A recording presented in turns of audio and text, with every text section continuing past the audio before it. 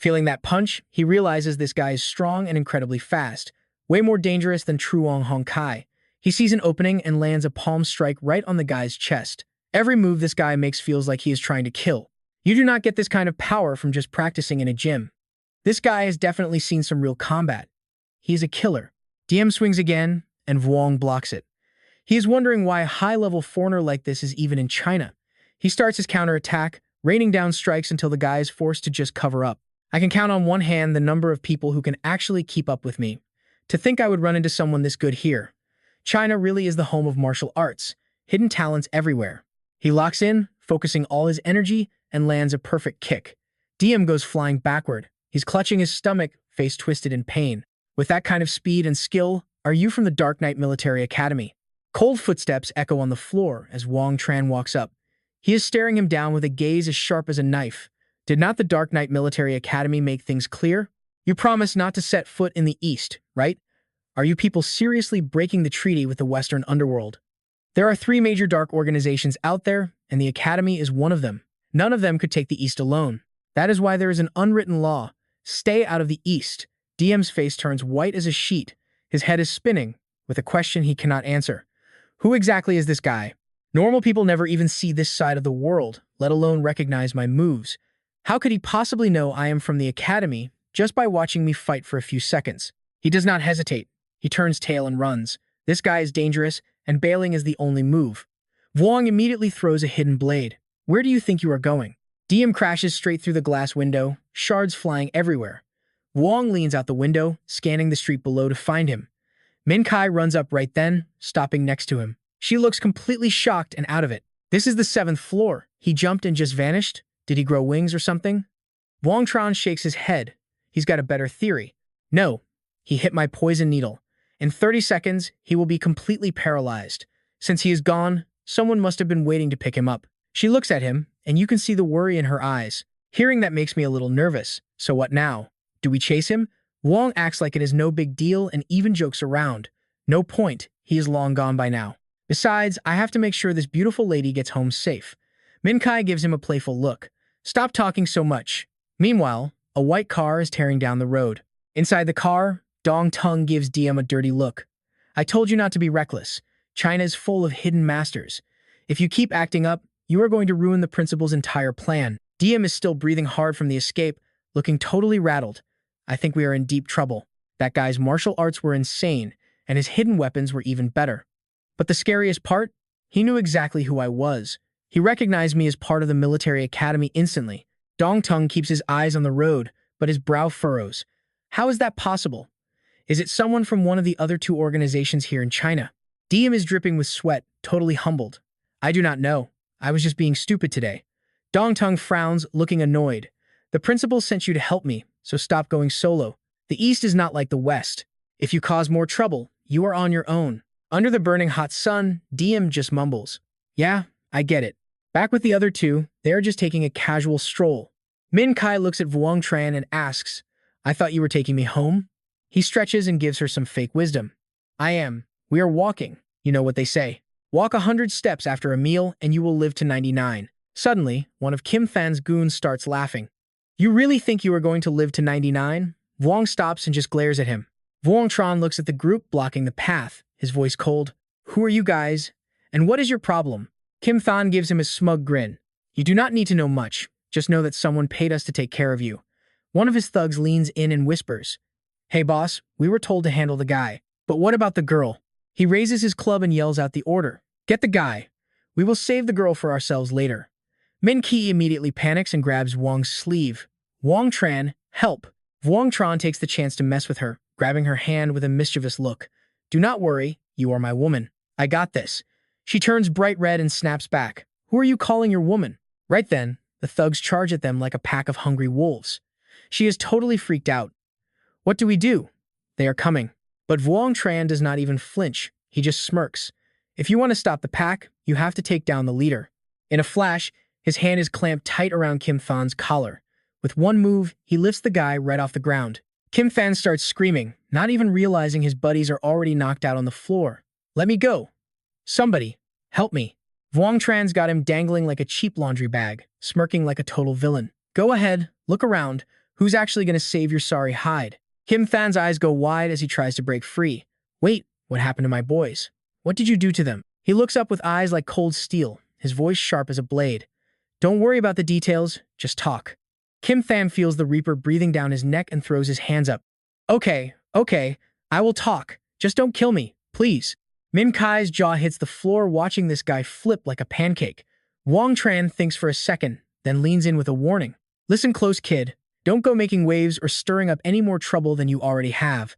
This KTV spot is glowing like a neon beacon in the dark. Between the blinding lights and the heavy bass, the whole place feels like the beating heart of the city. Human plays it cool and respectful. Uncle Hai, honestly, Truong Min cuts him off, squeezing the girl on his arm with a cocky grin. Drop the formalities, kid. If anyone messes with you, you come straight to your uncle. Got it? I will handle everything for you. In this part of the city, who's gonna mess with me? He looks over at Hua Han. I have been slammed lately, so sorry you had to deal with that train mess. Give me a few months. Here. A toast to myself. He quickly waves it off with a humble look. Uncle, you have got a million things on your plate. Just helping me track down that guy's location was already a massive favor. The old man lets out a satisfied laugh and pats his shoulder. Haha, you are a smart kid. Based on the clock, that Vuong Tran guy is probably pushing up daisies by now. Keep talking. Whatever you need, your uncle's got you. He finally spills his guts about his girl problems. The truth is, uncle, there is this girl I really like. Her name is Vian Vian, a sophomore at the medical university, but she treats me like dirt. Without missing a beat, Truong Min snaps. She looks down on you? That girl clearly has no idea who she is messing with. All right, I got it. I will send my guys now. Human smirks, showing his true colors. Uncle, you treat me better than my own dad. I will just sit tight and wait for the good news. Outside, the sky is turning pitch black. The weak moonlight is getting swallowed whole by the massive skyscrapers. Vin Quang starts playing the salesman. Hey, big spender, he says with a greasy grin. We have got some top-shelf stuff. You want a taste? Wang Tran spots what the guy is holding and does a double take. He snatches the stash and gets right in his face. Selling this junk? Huh. Before the guy can react, Vuong Tran pins his arm with a smirk. Want it back? Fine. Just tell me where to find Truong Min. Vin Quang blows a fuse and tries to act tough. You asking for a beatdown? Give it back right now. Ignoring the threats, he effortlessly dodges every swing. He grills the staff, but nobody's talking about where Truong Min is hiding. Guess if he doesn't start a real riot, the big boss isn't going to show his face. He finally ends it with a brutal kick to the gut. Now get lost. The guy flies back a good 10 feet, definitely grabbing everyone's attention. Wang Tran just stands there acting like nothing ever happened, like he is just taking out the trash. Some security goons notice the ruckus and charge in. Out of the way. Who thinks they can start a riot in our house? You got a death wish? Wang Tran cracks his knuckles with a grin. Looks like it's round 2. Without wasting a single breath, he lunges forward and starts mopping the floor with the whole squad. A waiter scrambles to the back to report the news. Mr. Fong, it's bad. Someone is trashing the place. Truong Min scowls, annoyed that his vibe is ruined. What's the panic for? How many of them are there? The guy stammers, clutching his spinning head. It is just one guy, but he is a total beast. He took out dozens of our guards like they were nothing. He explodes, jumping out of his seat. One guy beat dozens of you? What am I even paying you for, useless trash? Do you even know why he is here? Suddenly, a deep, calm voice cuts through the tension. Is there really any other reason? Vuong Tran steps in, looking cold as ice, and gets straight to the point. You're the one, aren't you? Truong Min flinches and stumbles back a few steps, terrified. Look, I don't even know who you are, kid. Without a second thought, Wang Tran hammers a fist right into the guy's face. Finally found you. You're the one who put a hit out on me, right? He groans, clutching his face in total shock. Put a hit on you? Wait, you are really Vuong Tran? You little punk. You are dead meat now. My buddies from the police station are already on their way. You are finished. He laughs and steps closer. Think you will last that long? Talk. Why are you coming for me? Suddenly, Human rushes out to block him. Vuong Tran, stop. Don't touch my uncle. Truong Min looks up, stunned. Human. He comes clean immediately. You messed with me on the train, so I asked my uncle for a little backup. This is all on me. Leave him out of it. If you want to swing, swing at me. But inside, he's sweating. Where are the cops? I can't keep this act up forever. Vuong Tran snaps and delivers a heavy kick. Save the explanation. Seeing your face tells me everything I need to know. Seeing his nephew hit the floor, Truong Min panics. Human. Vuong Tran sits down with a heavy sigh. I really don't like your family's vibe. How should I settle this? Tell you what. I will give you a choice. Just pick one of these two options. His face turns pale white. The police are supposed to be here any minute, yet this kid doesn't seem scared at all. He cheerfully lays out the deals. Option 1, I break your leg and you personally cut off one of your own fingers. Option 2, you stop protecting your nephew and start working for me instead. You will be helping me handle some business. You handle some business for me. You keep this place, I won't interfere. True Min feels like he's stuck between a rock and a hard place. Is this a joke? Lose his dignity or lose a limb? Why should I let this kid push me around? Just then, a booming voice echoes through the room. Who is making a scene in here? Everyone, get against the wall. Tru Wang Min lights up seeing Hoa Bin and his squad march in with serious looks. Everyone's eyes are glued to them. Wang Tran just scowls, looking totally annoyed. What a pain. Why do I keep running into this guy? Doesn't he have anything better to do with his time? Tru Wang Min rushes over for backup. Captain Vuong, thank God you are here. The captain looks confused. Mr. Fong, what on earth happened? Why is this place looking like a disaster zone? You look like a total mess. Tru Wang Min starts snitching immediately. Captain, you have got to get us some justice. Look what he did to me. Hoa Bin is doing the math in his head. This spot brings in over 100,000 a year in kickbacks. This golden goose is getting cooked by some punk kid. He finally barks out, who is the one responsible for this mess? Hey, you, stand up right now. Wang Tran just stares back casually. And if I do, you think you can actually arrest me? The captain feels the disrespect and loses his cool. Arrest you? You better believe I will. Men, cuff this punk right now. Wang Tran slowly turns his head with a stone-cold expression. Vuong Hoa Bin, are you really sure about that? The second he sees the guy's face, he freezes solid like he just saw a ghost. It is him, the man who has dinner with the top military generals. One single phone call from this kid could mobilize the entire district. Why does he keep showing up everywhere I go? He quickly fakes a phone call to bail. Hello? What? You are saying there is a murder over at the Bin Jian campus right now. Got it, I am on my way. He tries to calm his nerves. I can't mess with this guy or I am toast. Vuong Tran drops a hand on his shoulder. Captain Vuong, you seem a little stressed. I have a perfect cure for that. If you actually want to get better, bring 2 million to the Qdong headquarters tomorrow and find me. The captain is absolutely floored. He has been looking for a cure for ages. How did this kid spot his issue so fast? Could he actually have the answer? He thinks it over for a long beat before walking away. Fine, I will be there to find you. After your savior bailed, you look terrified, President Fong. I am telling you, even Captain Wang won't touch me. You better think long and hard about which side you are actually on before it is too late. Chill out. I am not in a rush. I will give you some time to process everything, but next time I drop by, you better have a real answer for me. I am waiting. He screams in frustration, why me? Is it about the money at Engine Toa? Look, it is not the cash. You just have something I need, but I am not telling you what just yet. Wang Tran struts out of the room. Every heavy footstep echoes with pure authority, proving he is the one calling the shots around here now. He stretches out his tired limbs, cracking his back after a long night of action. Man, it has been a minute since I moved like that. Feels good. Now, time to call that guy. He slowly dials a familiar number, feeling a strange rush of nostalgia hit him all at once. A voice picks up. Hello, who is this? Wang Tran just laughs. The Dark Army guys showed up. Are all the losers you kept around actually that incompetent or what? He recognizes the voice and gasps. Wang Tran, when did you get back? Wang fires back. Shouldn't a special ops captain like you know my schedule? You better cooperate with me this time, because if you don't, I will find you, no matter where you try to hide. He says it firmly. Relax. You gave me the heads up, so you have to trust me. I have got this handled. I have to prove I am worth your trust. Then he adds with a sigh. But seriously, show some respect and call me big brother once in a while. You are so rude. Wang ignores him. Just handle that Dark Army mess.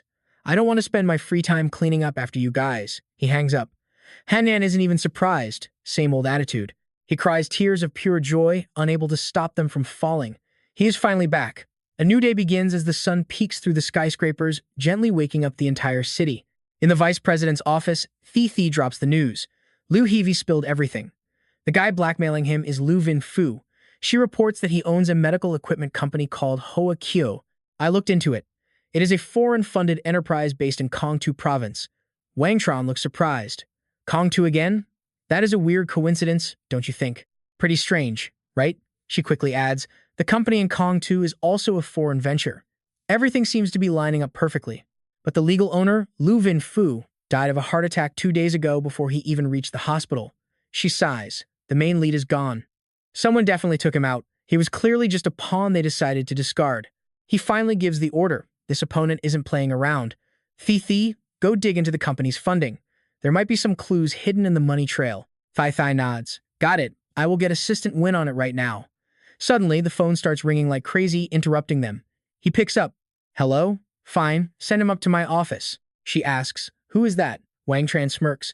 Just someone coming to bring me some cash. He says goodbye to her and gets ready for his VIP guest. I thought you would stall for days, Captain Wang.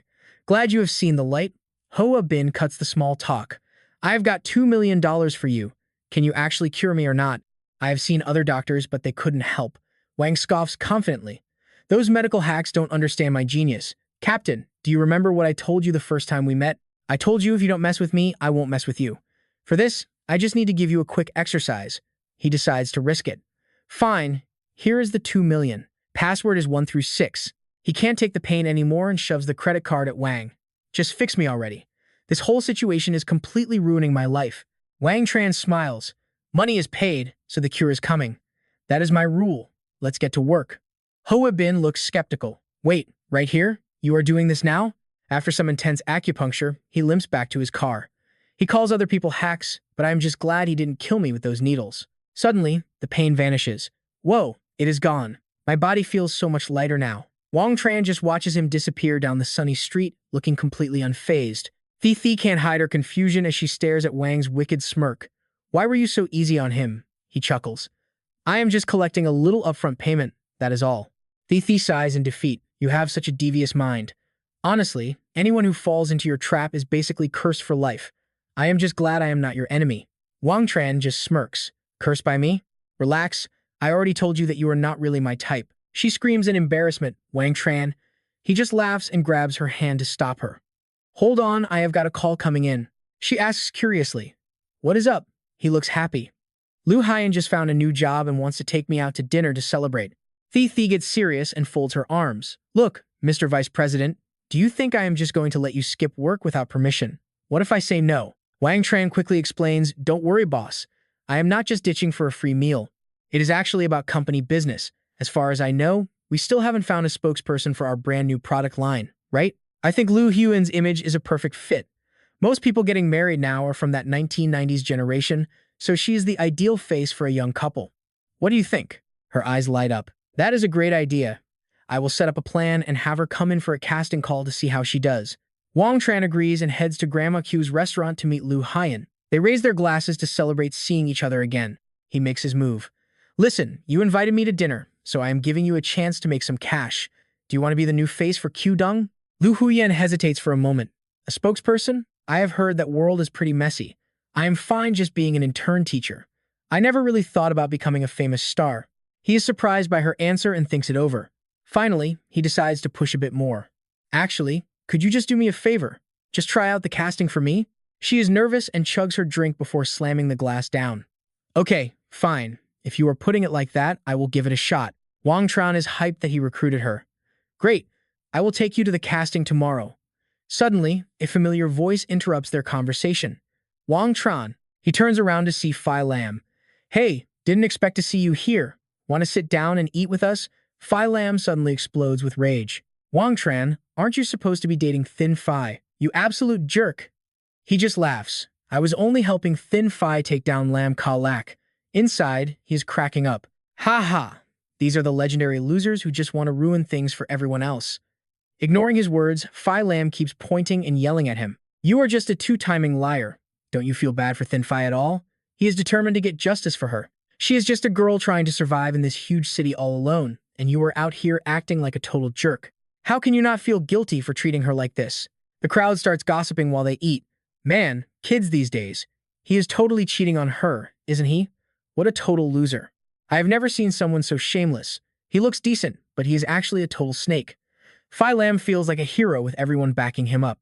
See? Everyone here knows you are wrong and they are all on my side. He didn't hesitate to step up and grill them. You two shady lovebirds. Seriously, don't you guys feel any shame?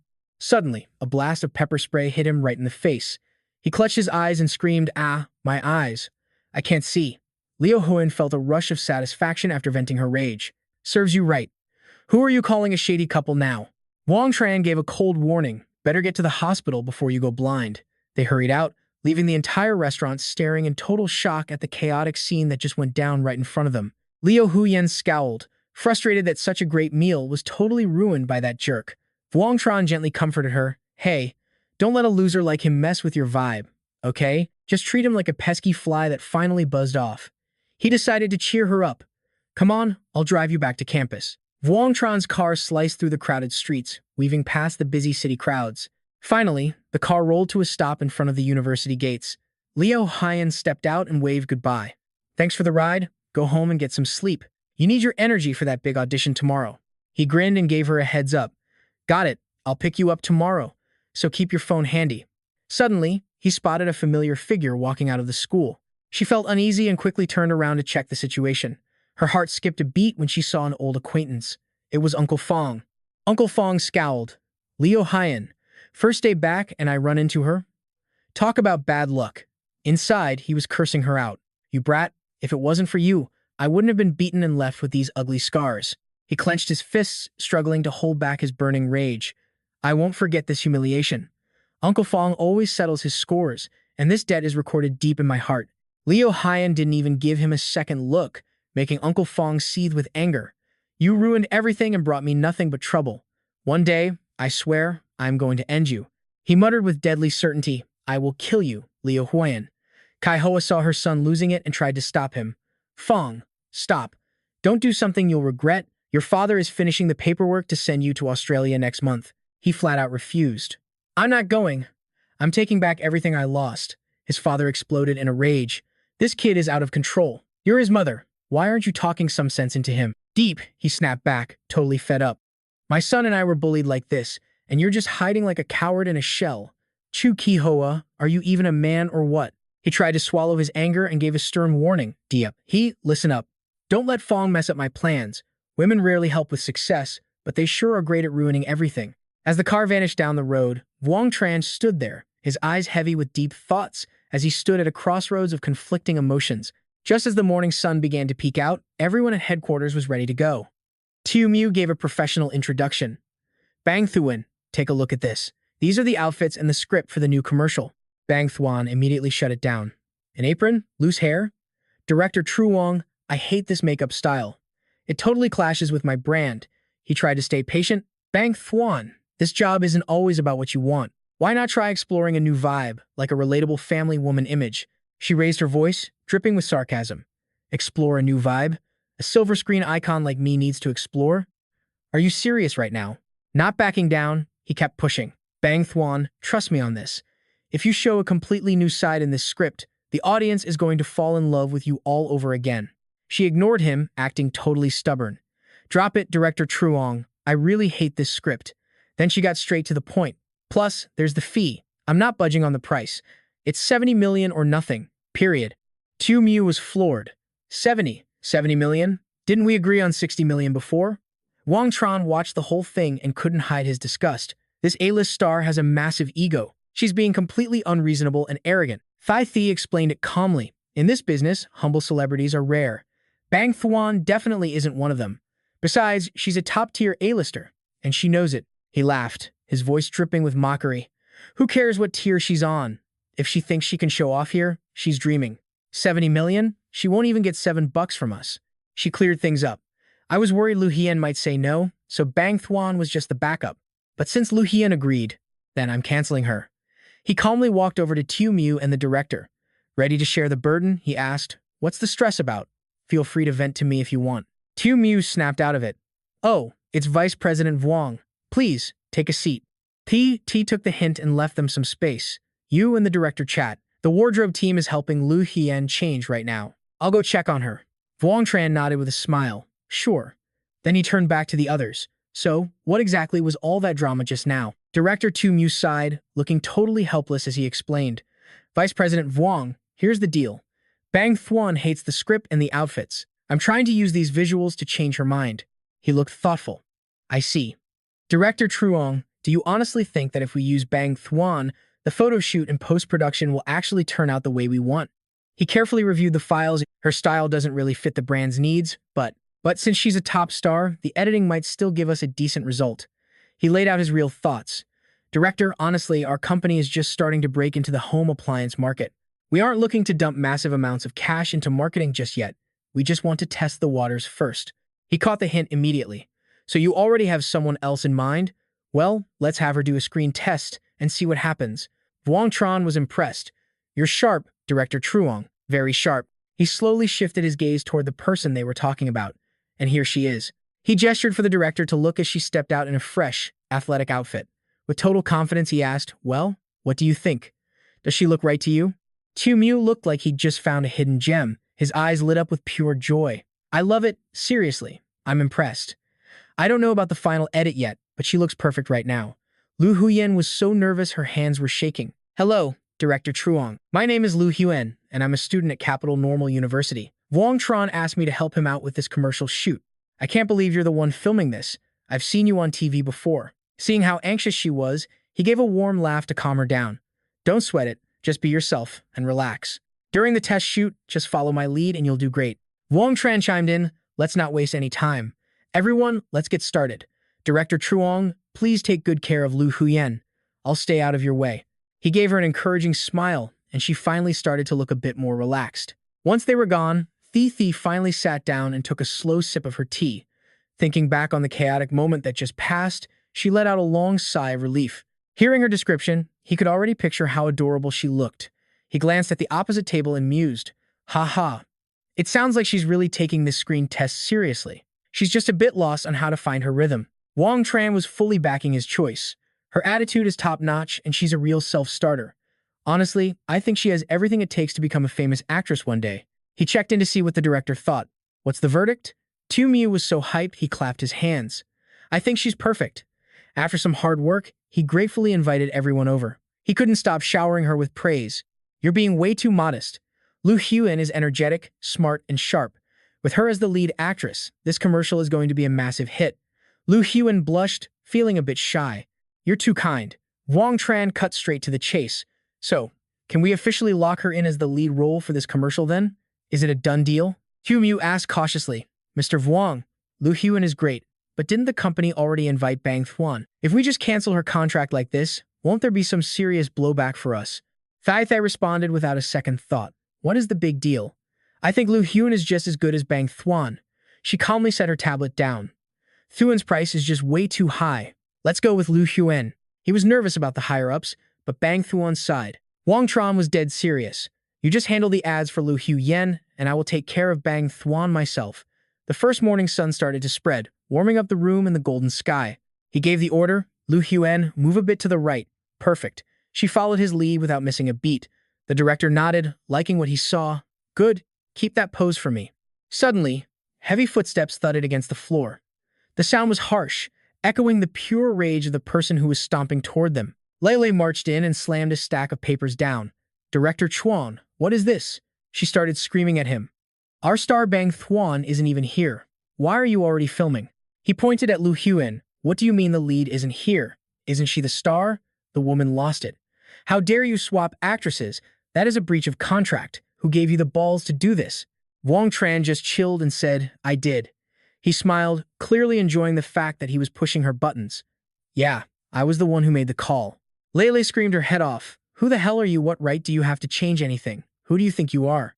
He caught her hand before she could point it at him. You want to know why? Because of your crappy attitude. This little brand deal doesn't need your drama. She was so pissed she couldn't even finish her sentence. Wang Tran sat down and kept the shade coming. What? Still here? Or do you want to stick around as a veteran and give our new actress some pointers? Seeing her assistant lose the fight, Bang Thuan stepped up. I don't care who you are. You can't just kill my ad. Do you even know me? He just rattled off her bio. Yeah, you're Tai Bang Tuan from Tong Media. I'm tight with Tong Hai Tien, the chairman's niece. And I also know your real name is actually Tai Hong Qian. She absolutely lost it when he hit the nerve. You're all ganging up on me. I'm calling a press conference to expose your dirty tactics and the truth. He shot back coldly. The truth? What truth? He pointed right at her face, and he wasn't done yet. He started spilling all her deep secrets, or maybe it was about her secret plastic surgery. Lu Huyen couldn't help but laugh out loud at his bluntness. Bang Thuan felt frozen. A million questions hit her brain.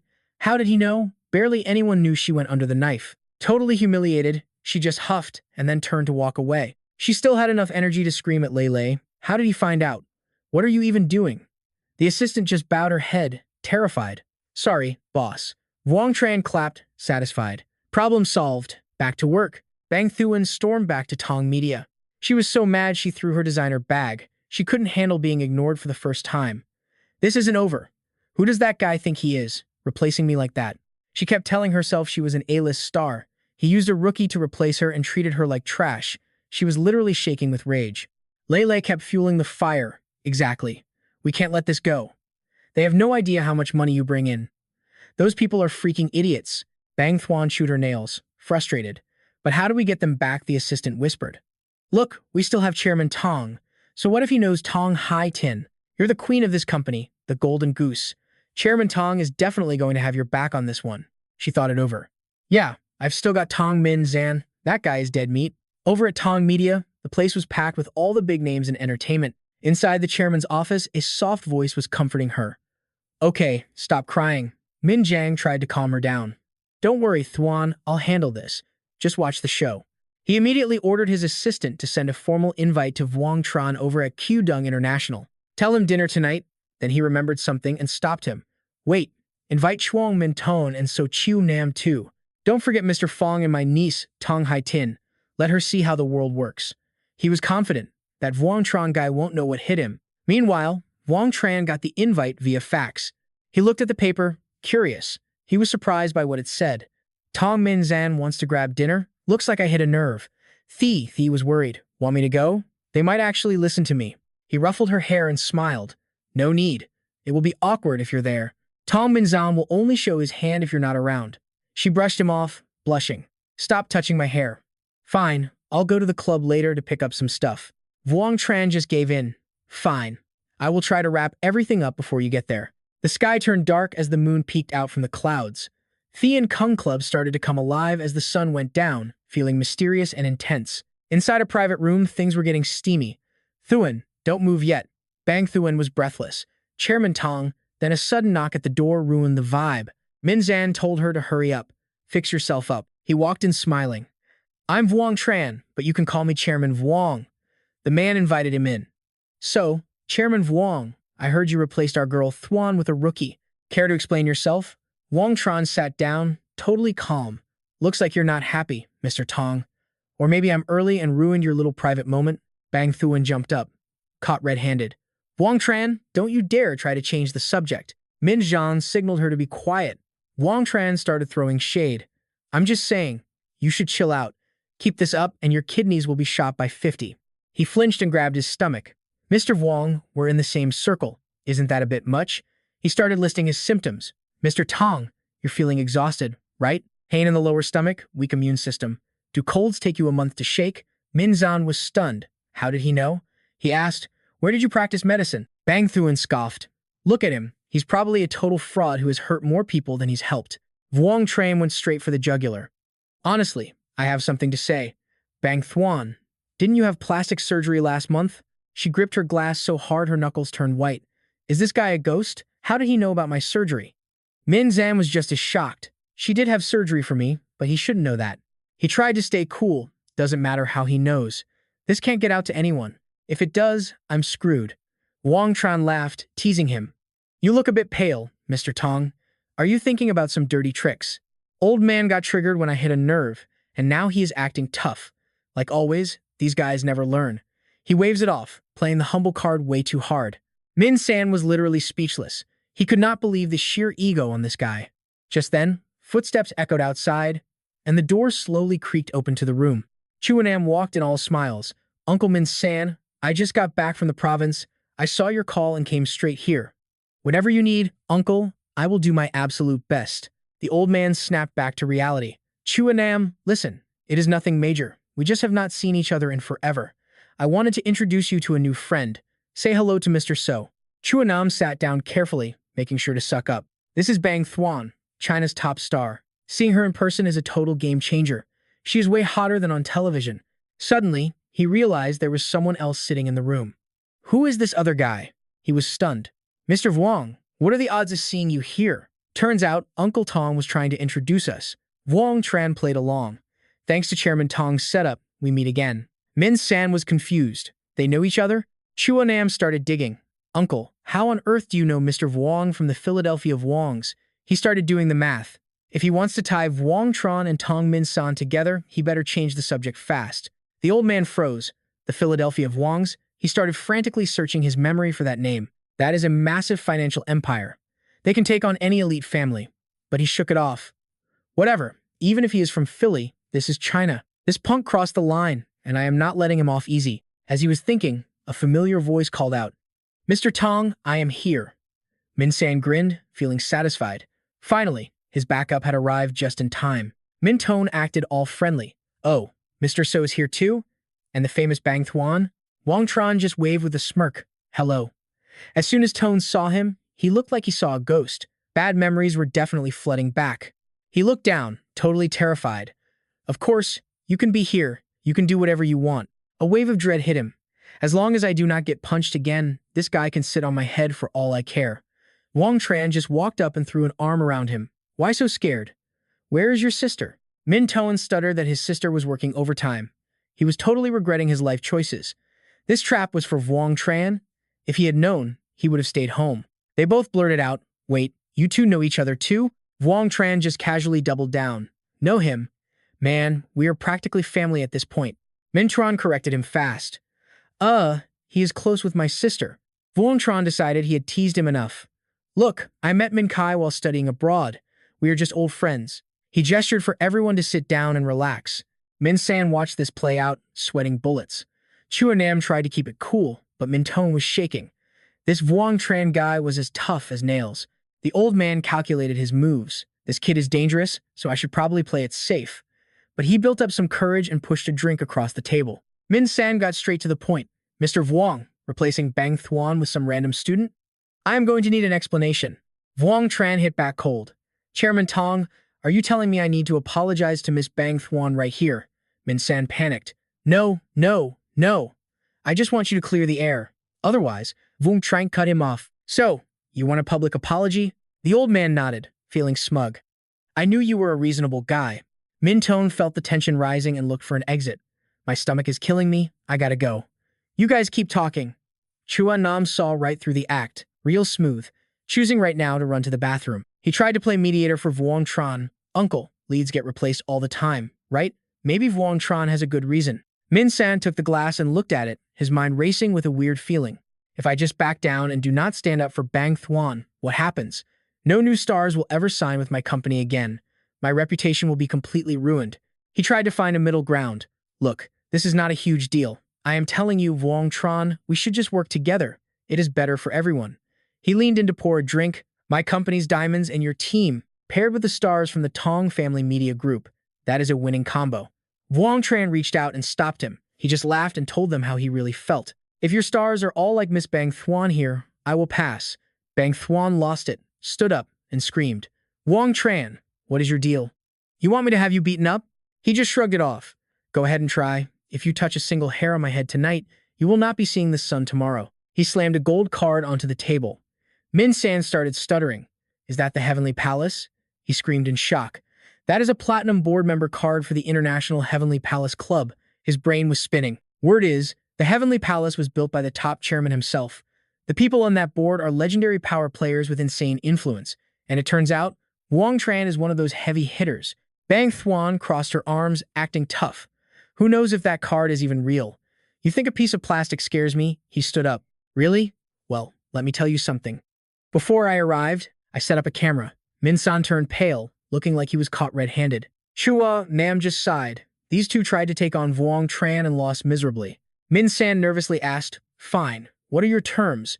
What do I have to do to get that tape back? Wang Tran was blunt. Make all your stars promote our diamonds. Of course, I will give you a discount on the fees. He was still skeptical. If we do what you say, you promise that video will never see the light of day? Bang Thuan was devastated, like she was struck by lightning. Chairman Tong. He stood his ground. Of course, you have my word as a gentleman. The old man asked for one day to think it over and make a final decision. He smiled and agreed. Sure, that works for me. Bang Thuan chased after Min-san, begging him to wait. Chua Nam was suspicious. Mr. Wang, did you really hide a camera in this room? Wang Tran just sat back and asked, What do you think? He sipped his drink and laughed. Not a chance. Mr. Vuong, honestly, Min-san is not that talented, but he is incredibly paranoid. You really need to watch your back around him. Just as expected, Min-san was already on the phone calling for backup. Mr. Fong, please come over. Something happened tonight. I need someone wiped off the face of the earth permanently. Can you make that happen? The voice on the other end hesitated. Mr. Tong, that is a criminal matter. Things are hot right now. What you are asking for is a little too much. Min-san tried to push him. Fong, we are like brothers. Are you really going to leave me hanging like this? The man sighed heavily. Fine, I will introduce you to a guy I know. His name is Lai Kwong. For enough cash, he will do anything. Min-san was thrilled. His problem was solved. Thanks, Fong. I owe you one. Let us grab drinks some other time. In the heart of the busy city, the heavenly palace stood tall and majestic, a total icon of power. Chuanam got in his car to leave. Mr. Vuong, let us grab a drink next time. Vuong Tran just waved. Sounds good. Drive safe. I watched his taillights fade into the fog. He thinks he is slick, but I can feel it. That guy wants me 6 feet under. I had to laugh. The kid knows how to play the game. He picks the winning side and moves fast. Respect. The valet handed over the keys with a grin. Thanks, I said.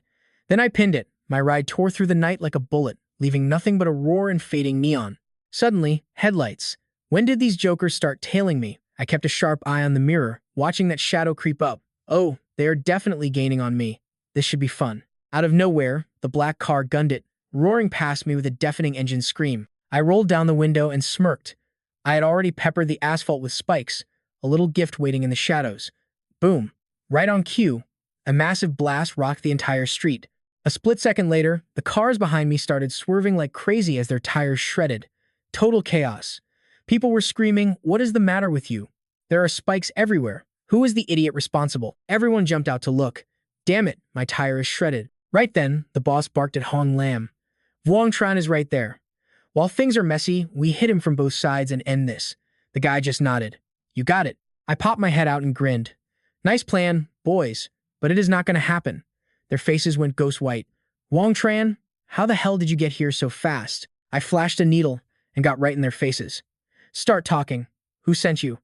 Don't make me ask twice. Elsewhere, Min Shang was whining. Thank God you are here, he said. That Vuong Tran guy is a total nightmare. Suddenly, things felt off. It has been way too long. Why haven't they called in yet? Think something went sideways? Lai Kwong laughed it off. Relax. The guys I sent are pros, bank robbers, and kidnappers.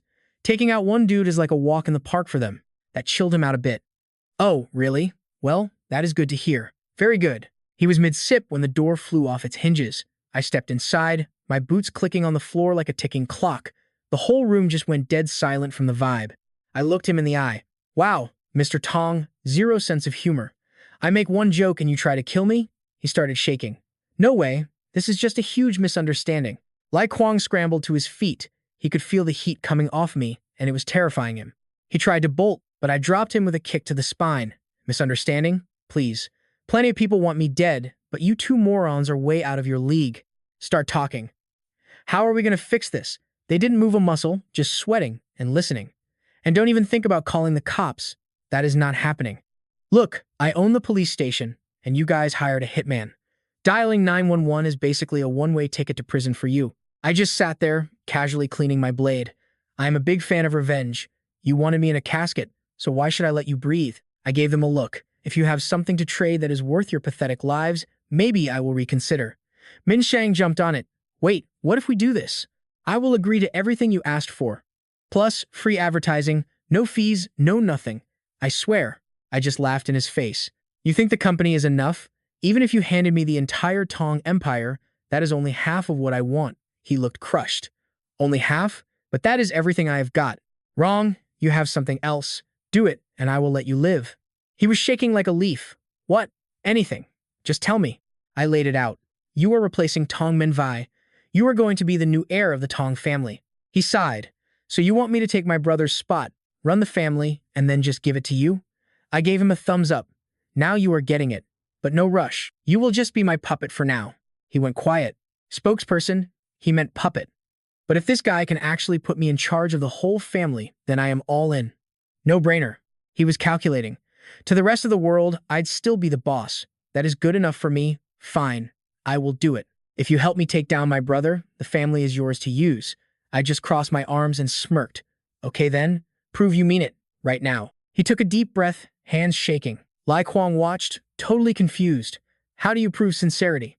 Then Min Sang dropped to his knees. Lai Kuang's jaw hit the floor. He actually screamed, "Feel that. That is shame. You tried to end me, so I am going to make sure your life is a living hell from now on. Look, I will give you what you want, but you work for me. You run that family exactly how I say." Got it? He nodded. Good boy. I gave him a pat on the back. First task, make sure Tong Hai marries to Thien Yen. Do whatever it takes. Use every dirty trick in your book to win. Just remember I am always watching you. He walked out like a zombie.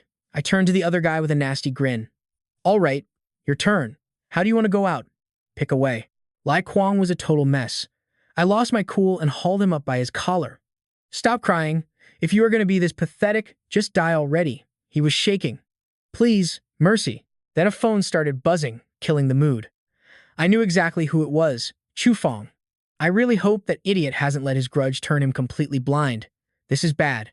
I ignored the guy hanging off my leg like a lost puppy. I just picked up the phone and kept it cool. I will take care of it.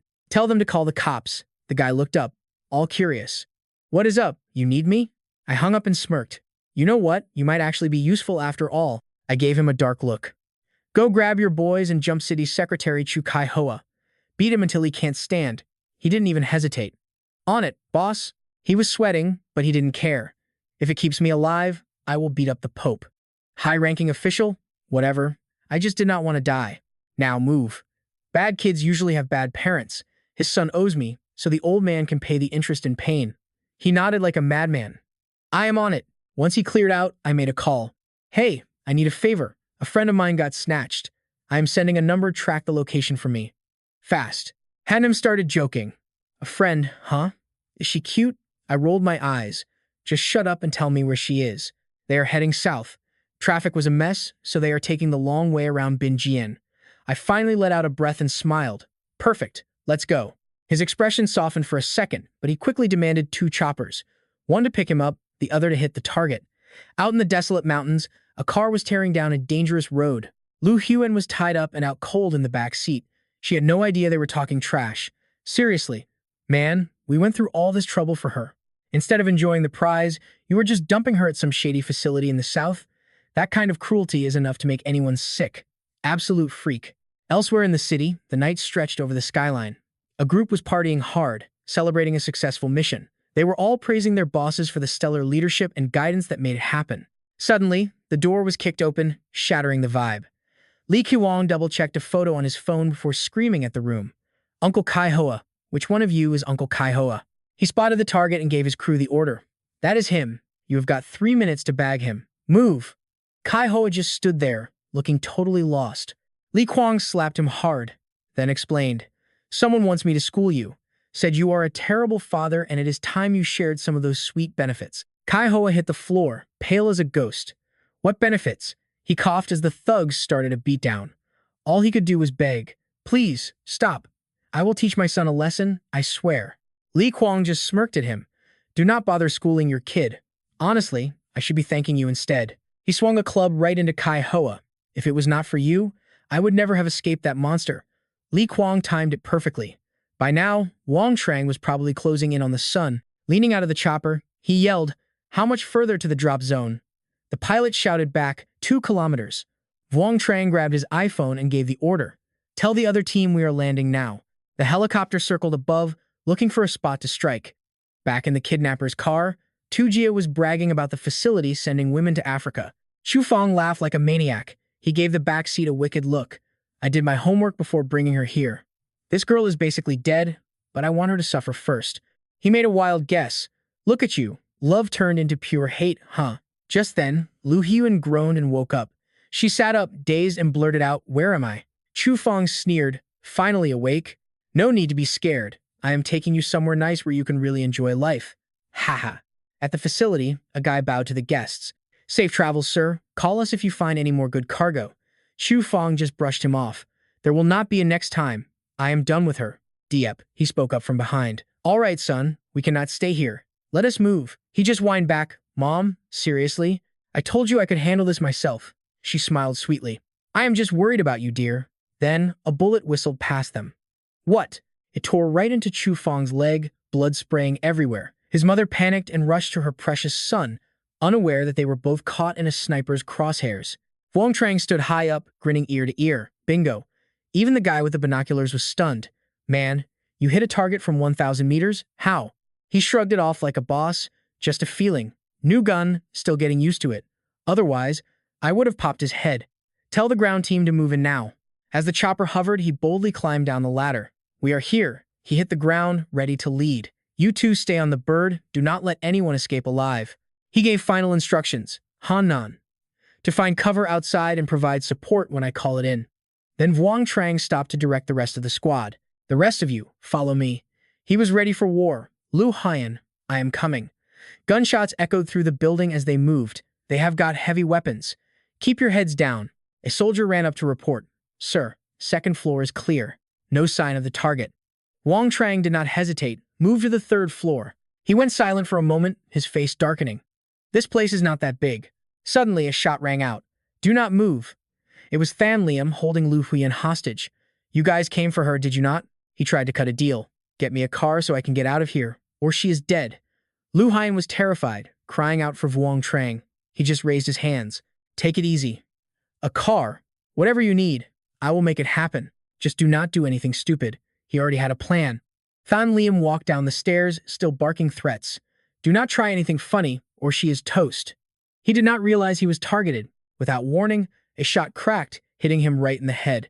Even Wang Trang was impressed. Not bad, Han and To. That is some elite marksman work right there. Perfect shot. Than Liam collapsed, tumbling down the stairs and dragging Lu Haiyan with him. She screamed at the top of her lungs. Help! But a second later, she was safe in his arms. Wang Trang gave her a reassuring look. Do not be scared. It is over. I am taking you home. He carried her out, leaving the cleanup to the squad. Check upstairs for other victims and get them out. He added one final order. Level this place. This toxic dump does not deserve to exist. The news spread fast. Somewhere else, a man slammed his desk in a rage. What? Hanam's people took out our southern operation? He hissed through gritted teeth. Fine. I was not looking for a fight. But if you want to play dirty, let us see who wins. Next morning at the villa, Thithi was waiting. Here comes our big hero. How is the girl you rescued? He just smiled. She's doing okay. Just some major post-traumatic stress. She suddenly snapped at him. A nap? Did you not say Chu Fang kidnapped her? I am thinking we should just send our guys to bag him once and for all. Cheng Fei tried to be the voice of reason. That is risky. He is still a person. Better to call the cops. Besides, his dad is a high-ranking official. Wang Trang stepped in to calm things down. Relax, you are scarier than me. Do not worry. He will not be showing his face around here for a long time. His eyes went cold. Maybe not ever again. Thithi's expression softened. Good. Let her rest tomorrow. Then she starts filming. The national ad campaign kicks off next month. He gently patted her head. Sure, you handle it. It has been a long day, so I am hitting the sack. You two should get some sleep too. Later, he was in the shower, water steaming up the room. Suddenly, his phone screen lit up with a new notification. He stepped out to check it. At midnight, a smirk touched his lips. Arc-9 15 is here. Elsewhere, in the hospital, Miu Miu stared blankly. Should she call? Kai Tu rolled his eyes. Stop tripping. If that Wang Trang guy actually liked you, he would have shown up in the city by now. It has been over 2 weeks without a single call. Just forget about him already. But she kept making excuses for her crush. I mean, the guy is the vice president of Kudung, a total big shot. He completely ignored her excuses, looking totally fed up. Whatever, your man probably has a wife by now anyway. Honestly, I do not get how girls think. Just wait until Boy Boy gets back and tell her your little sob story. Right then, Boy Boy burst in, shouting Mew Mew at the top of her lungs. She was practically vibrating with excitement. He is here. That guy in the Cali 15 is actually here. Mew Mew's eyes lit up like stars. She jumped up without thinking twice. Is he really here? Is it actually Vuong Tran? But Boy Boy just looked confused. I do not know any Vuong Tran, I just saw the Cali 15. Suddenly, Vuong Tran walked in with a gift basket. It is me, he said. Do not move around. Your leg is not healed yet. She immediately started acting all fragile and cute. I just wanted to move a little, she whined. Are you here for that new land project?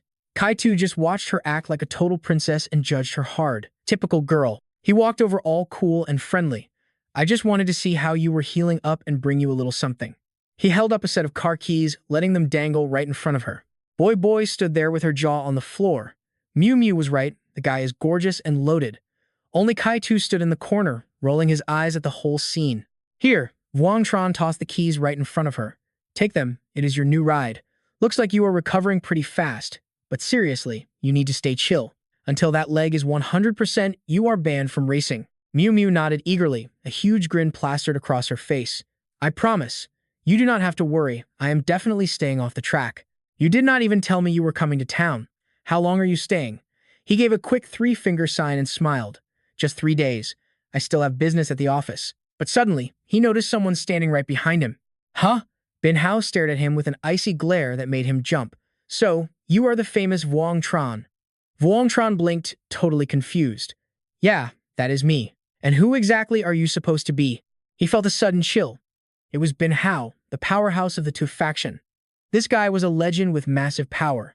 He never expected to run into him here.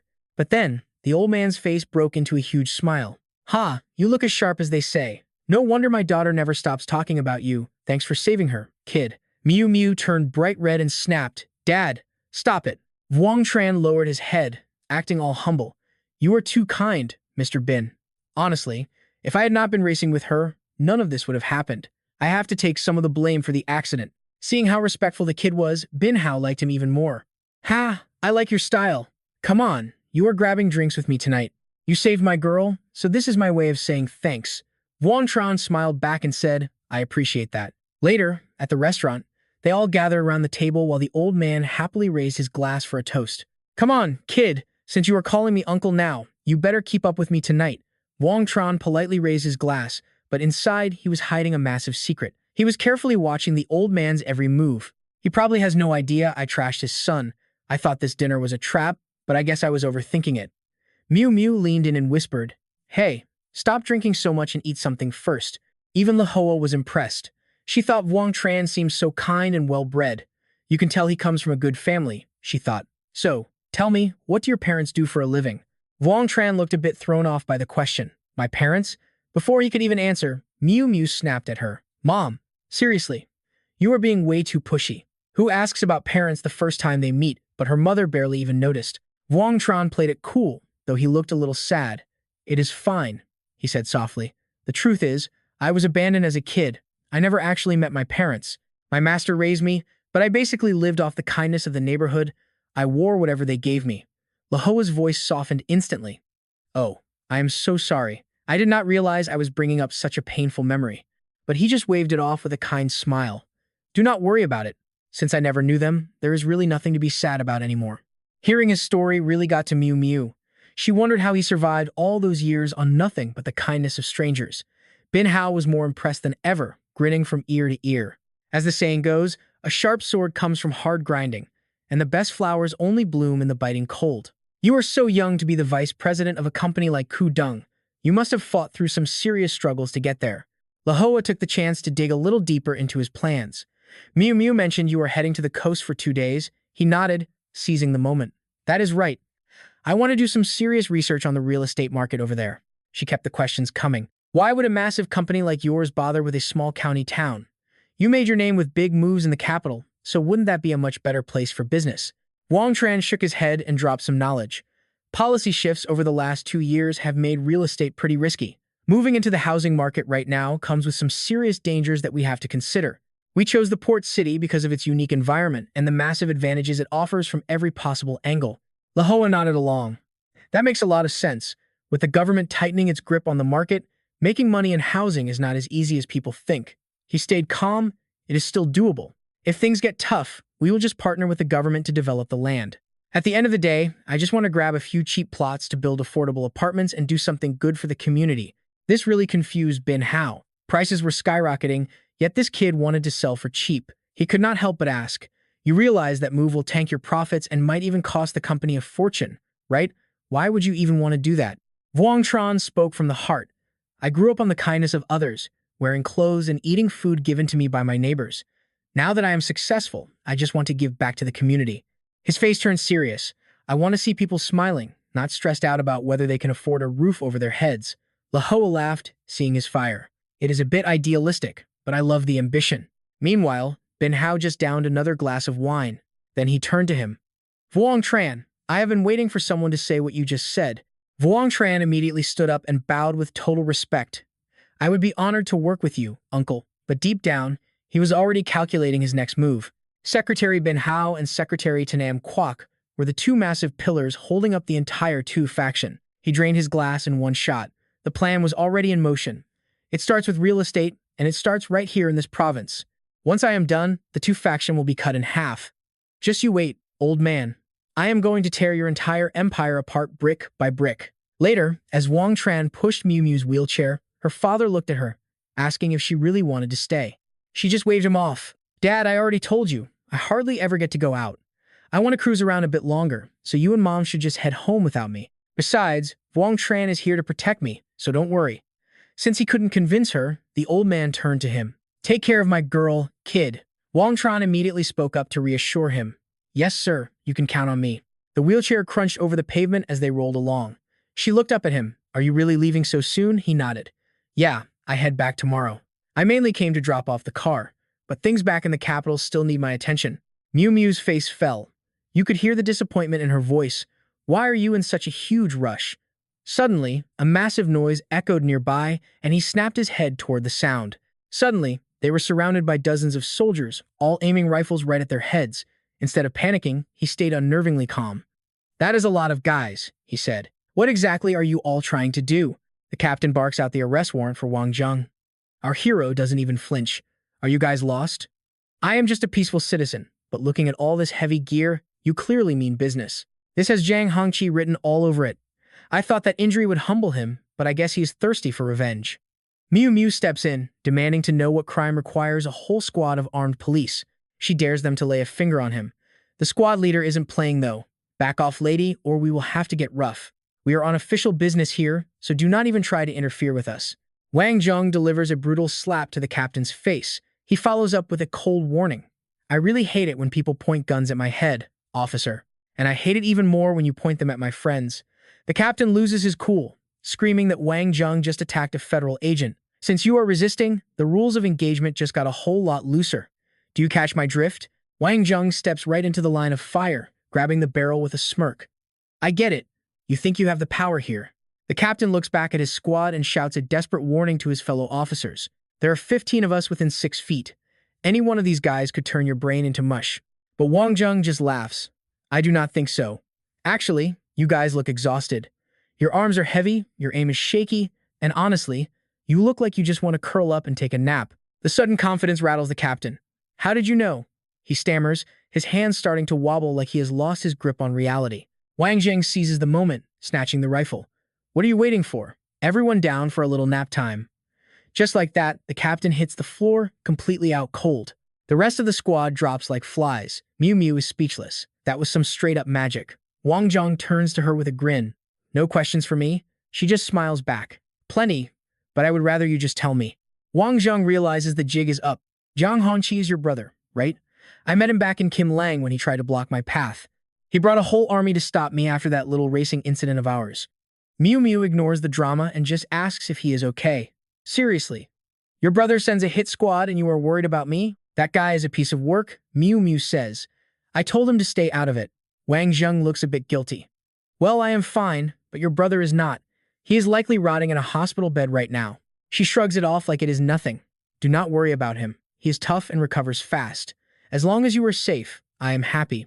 Wang Zheng is stunned. He has never heard someone talk about their own brother with such zero chill. Miu Miu just laughs, trying to brush off the awkward vibe. Back at the mansion, Zhang Pinghao is stressed on the phone. His wife, Le Hua, wanders over to check on him. What is the deal? Is our daughter calling to pick another fight or what? Pinghao sighs, looking defeated. Miu Miu says Hongqi got roughed up. Le Hua panics immediately. What? Did that Wang Zheng kid do it? Is our son going to be okay? Pinghao keeps it together. Hongqi took a whole tactical team to the hospital just to corner Wang Zheng and Miu Miu. He is playing a dangerous game. Apparently, the cops did not recognize Miu Miu and aimed their rifles right at her. The father is fuming now, eyes filled with pure rage. He grabs his wife's hand to steady himself. He tries to calm her down. Miu Miu is fine, but Hongqi has been a hothead since he was a kid. He brought this on himself. He needs to lose that arrogance before it gets him killed. A little injury now is better than a funeral later. Le Hua is not buying it. I have to go check on my son right now. Ping Hao stops her cold. No way. She sighs, exhausted by the family drama. He picks up the phone and barks an order. Call the police chief and the tactical commander. Tell them dinner is on me tonight. Somewhere else, a car is tearing down the highway. Suddenly, a call pops up on the screen from Zhang Mingji. Wang Zheng picks up, surprised to hear he is invited to the big press conference tomorrow. He agrees without a second thought. Count me in. I will be there. Then, he hangs up the phone. As he drives, Wang Zheng closes his eyes. He knows every move he makes is being tracked by someone behind a screen. Dong Tung is watching the feed, clapping like a maniac and laughing to himself. Brilliant. Simply brilliant. Dong Tung looks at his crew with a sinister grin. What do we think about the drama between Hongqi and Wang Zheng? Mark gives a cold evaluation. That kid is a snake. We cannot underestimate him. He is a serious threat. Dong Tung's eyes turn dark. Then it is time to take him out. No one gets in the way of our family's rise to the top. Katie pipes up from the corner.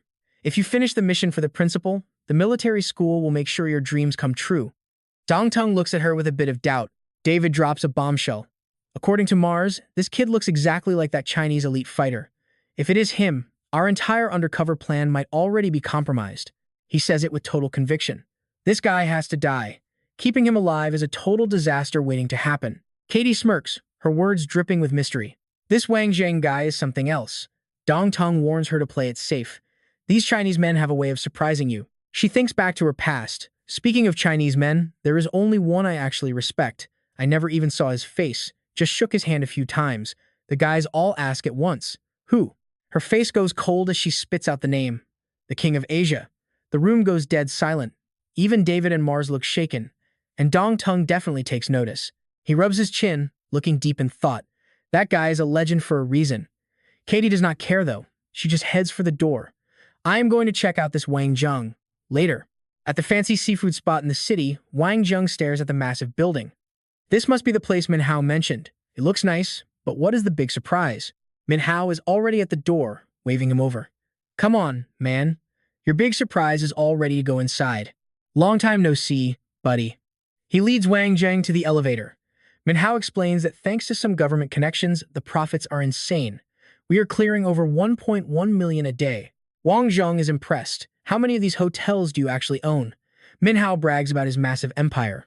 We have 5 districts in the capital, each with 2 or 3 spots. Our new locations in the other provinces are almost finished too. We are about to be rich. Wang Zheng is blown away, but Min Hao stays humble. It is not all me.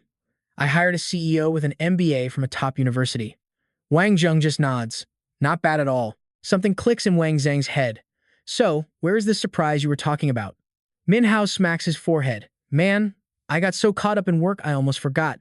He claps his hands to signal someone. He looks toward the back and gives the command. Come on in. As the door swung open, Wang Zhuang cheered at the sight of Shiju. He couldn't hide his shock, asking Min Hao, man, what the hell did you do to him this past month? He looks like a totally different person. Grabbing a chair, Min Hao shrugged and said he dumped him on a secret island used for chemical weapons research. Zhuang's jaw dropped. You left him all alone on that insane island? That is suicide. He smirked and corrected him, saying he didn't even give the guy a single weapon. Trust me, his stats are going to blow your mind once you see what he actually did out there. Min Hao glanced at Shiju and started breaking down the numbers. 47 square kilometers of hell. Shiju survived 24 days and wiped out 459 monsters single-handedly. He basically leveled half the base. Shiju finally spoke up, looking straight at Wang Zhuang. Thanks, man. Using that nightmare to level up my skills was exactly what I needed. Zhuang gave him a friendly slap on the shoulder and told him to stop being so formal, since they were basically brothers now. But wait, there is more. Min Hao pulled out a mysterious wooden box containing a strange trophy they found deep inside the enemy base. Min Hao got serious, explaining that only the top commander had the clearance to open this specific test tube. It is a high-level biological asset. I bet this was the crown jewel of that island. Shiju snatched it right from under their noses. We will send it to the lab for testing later. Then, he looked at Shiju with a smirk and asked, you know how to handle a gun? He jumped in to keep the vibe chill. I already taught him, he said. Trust me, the guy is a total natural with a weapon. Wang Zhuang raised his glass as midnight hit. Standing outside the building, he checked his watch, wondering if Ti was finally off work. Suddenly, Nin Ha came sprinting out of nowhere, face a mess of tears and snot, screaming for some guy named Hua Fong. She bolted toward him, sobbing his name, but he just gave her a cold, miserable look. Nin Ha, it is really over. he said. Stop coming around. This whole situation is just tearing both of us apart, and I can't do it anymore. Eavesdropping from the shadows, Zhuang finally realized her name was Ninha. She was a total wreck, burying her face in her hands and sobbing uncontrollably. Why? Why does it have to be like this? We have been together for years. We haven't even been in the capital for 12 months and everything is already ruined. Hua Fong just looked away, trying to keep his cool. Just forget about me, Ninha. Go back to your hometown. But she wouldn't back down, screaming for a real reason. What is wrong with you? Why are you doing this? He just gripped his fists tight. His emotions finally boiled over. Ninha, do you even get it? People like us? In a city like this, we are never going to have a decent life here. It is impossible. Even a tiny 40 square meter apartment costs 1,000,000 yuan. A down payment alone is 300,000. He screamed it loud enough for the whole world to hear. 300,000. Even if I save 1,000 a month, that is 300 months. That is exactly 25 years. He sighed, sounding completely defeated. Ninha, you are way too naive. This love you care so much about, to me, it is just a crushing weight, a heavy, exhausting responsibility. Ninha was speechless, only able to spit out accusations. You've changed, Hua Fong. You aren't the man I fell in love with anymore. He couldn't even look her in the face, just staring at the pavement. Don't blame me, Ninha. Blame this garbage society. He hopped in his car and drove off, leaving her standing all alone on that empty street. She just collapsed into a mess of tears, sobbing her heart out. At the elite fashion show, the models were dressed to kill. The reporters couldn't stop buzzing about how glamorous everyone looked on the red carpet. Wow, they really pulled out all the stars for this event. Look at those necklaces. The diamonds they are wearing are absolutely blinding. Mingqi stood on the red carpet, oozing confidence. Meanwhile, over at Tianyan's place, things were much darker. Let them enjoy their little moment for now, she sneered. I want to see just how far she can actually climb in this city. She let out a creepy, sinister laugh. It has been a while since I had a real rival. This will prove I am not nearly as nice as I look. Cut back to the show, where Mingqi was fast asleep in a chair. Someone walked up and gently stroked her hair. Zhuang whispered to her, even though she couldn't hear. You are exhausted, he said. Just get some rest for now. He carefully draped his jacket over her. Later, they sat together, and Zhuang raised his glass to toast her huge success. They clinked glasses, and Mingqi gave him a playful look, asking, So, what else you got for me? He kept the compliments coming, talking about how they finally hit their impossible goal. We actually made it, he said. Thank you. She smirked, leaning in. If you are really thankful, what exactly are you going to do for me? Zhuang's tone shifted, looking completely regretful. I know my own selfishness almost destroyed your entire life, he admitted. I really am sorry for that. Mingqi just smiled, showing him total forgiveness. Honestly, I would have found out eventually anyway. She looked at him with genuine gratitude. So, Wang Zhuang, I should be thanking you. You helped me find out who I really am. Zhuang felt a huge weight lift off his shoulders. I get your struggle, believe me. I have been through exactly what you are facing right now. At the end of the day, I am the one who should be saying thanks. Mingqi let her guard down for a moment. Wang Zhuang, our first meeting was pretty rough, to say the least, but honestly, I still feel incredibly lucky that I ended up meeting you. Down at the train station in Yunnan, the place was packed and louder than ever. Cheng Fei stepped out of the crowded station and frowned at Zhuang. You are Thi's bodyguard, right? Is it really okay for you to be away from the capital right now? Zhuang waved it off, telling her not to worry about it. It wasn't easy getting 10 full days off from Mingqi, and he was itching to get to the action. Besides, he knew deep down that with Shiju on the job, Thi would be perfectly safe. Cheng Fei's eyes flickered with emotion as she looked down, clearly hiding some deep secret. Yeah, she whispered. My father was there once. I need to see it for myself. Suddenly, a creep named Jingdu and his crew closed in on her with a nasty look. His filthy hand reached out, aiming straight for her body as they tried to corner her in the crowd. Luckily, Zhuang caught it. He snatched the guy's wrist and twisted hard, making the creep howl in pain. Furious that his move was blocked, the thug snarled, What the hell do you think you are doing? You want to die, kid? The idiot actually tried to swing at him, shouting for him to get his hands off. Zhuang just squeezed the guy's wrist even harder until the pain was totally unbearable. The thug collapsed to his knees, squealing like a pig at the slaughterhouse. His goons didn't waste any time, charging in to save their buddy. Let him go right now, they yelled. People passing by just shook their heads, tired of seeing another senseless fight at the station. Locals hurried away to avoid getting caught in the crossfire. But then, out of nowhere, a massive hand snatched one of the lackeys. Wu Ling's grip was so powerful, the guy just stumbled and hit the dirt. In a flash, he pinned the guy to the ground like it was nothing. Another one of the thugs, acting all tough, stepped up and barked, Who the hell are you guys? You looking for trouble? Wu Ling didn't say a word, he just slammed a knee into the guy's gut, making him cough up blood instantly. Before the others could react, he knocked out another thug with a perfect, high-speed, over-the-shoulder throw. Zhuang just watched the whole pathetic show with a look of pure disgust. These guys can't even take one hit, he muttered. Once the trash was cleared, Wu Ling walked over. I've been waiting since you called me, he said. Zhuang nodded. Man, you got here fast. Just toss these losers into the corner. We don't want to ruin the vibe for all the tourists trying to get through the station. Wu Ling pointed toward a beast of a car parked nearby, his voice just dripping with pride. My ride is right over here, he said, and I promise it will not disappoint you one bit. As they walked over, Zhuang handed him a mysterious glass vial filled with a strange liquid. Zhuang's instructions were cryptic, leaving everyone totally baffled. Just soak your clothes in this stuff, he told him.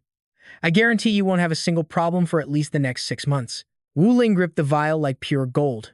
Understood, he said, opening the car door respectfully. Please, hop in.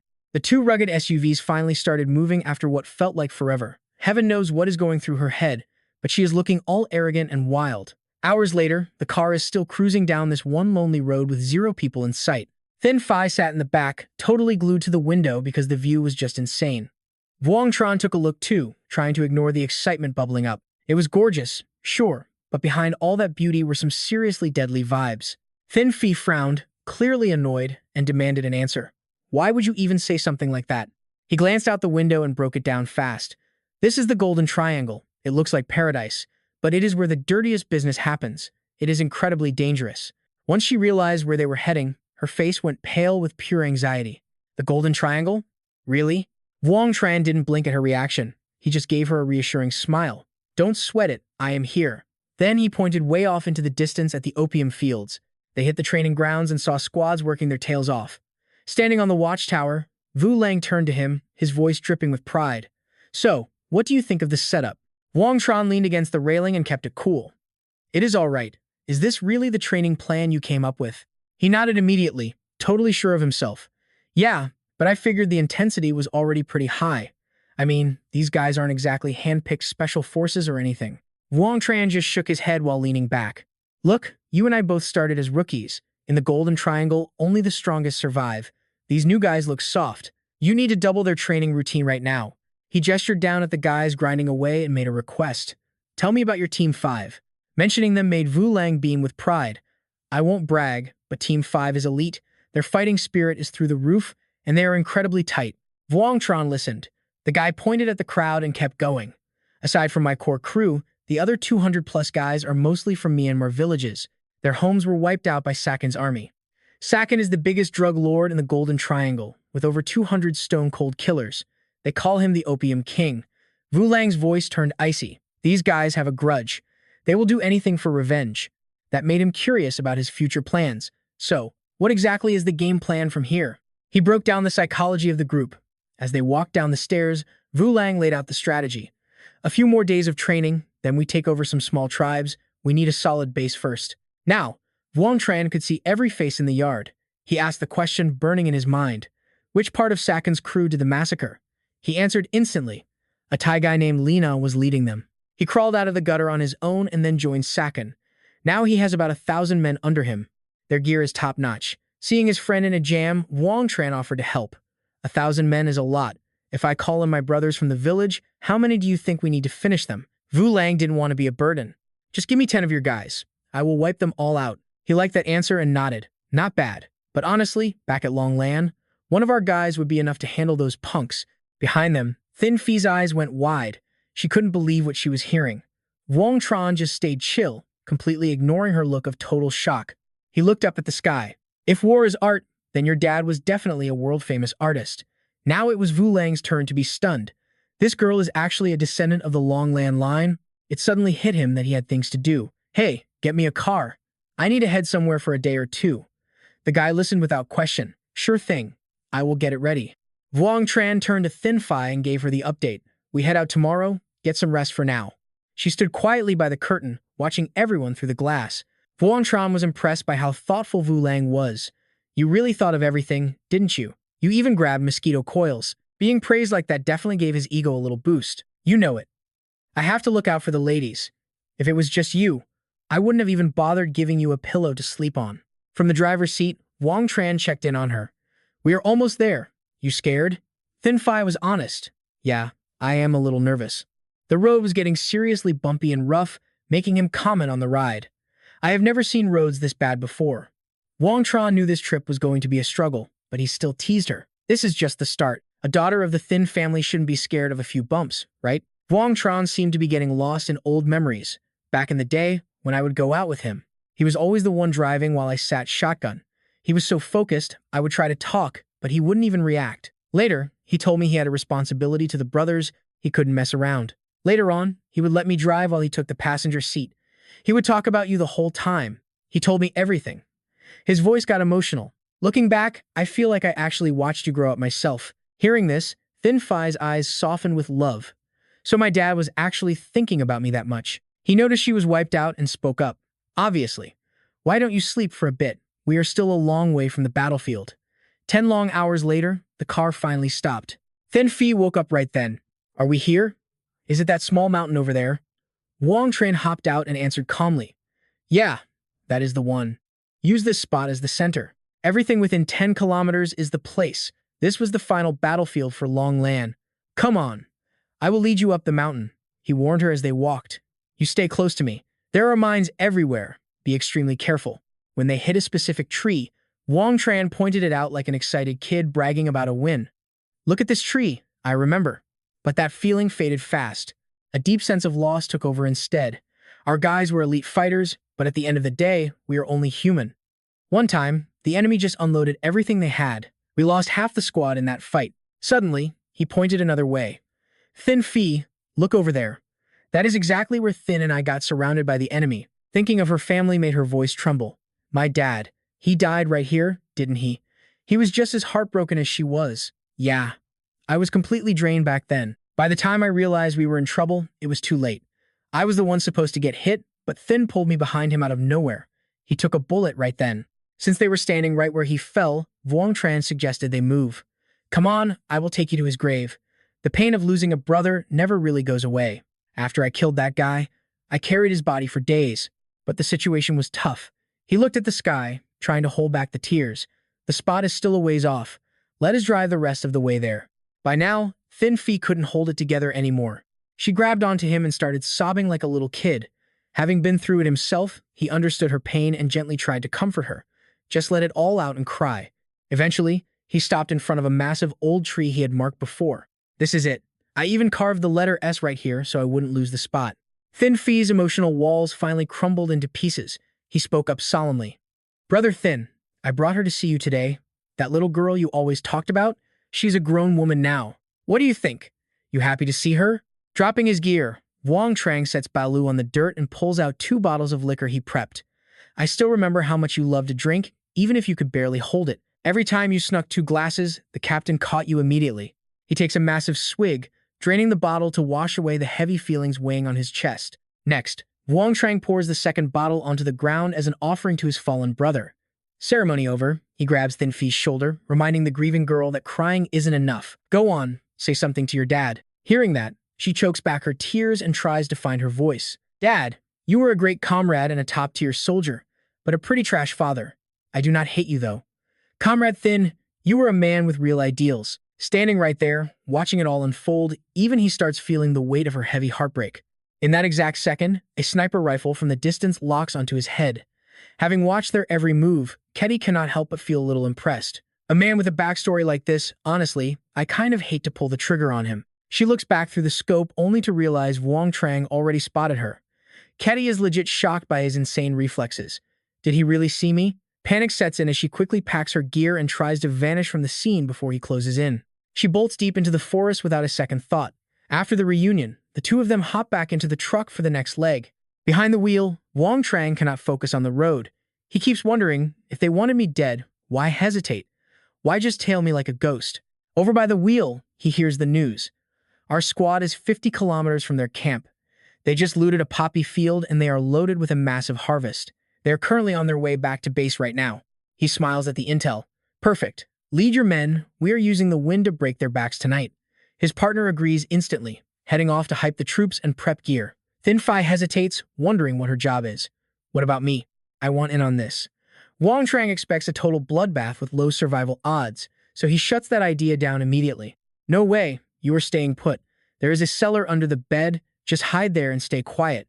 A moment later, the squad assembles, standing in perfect lines and waiting for the final word to move out.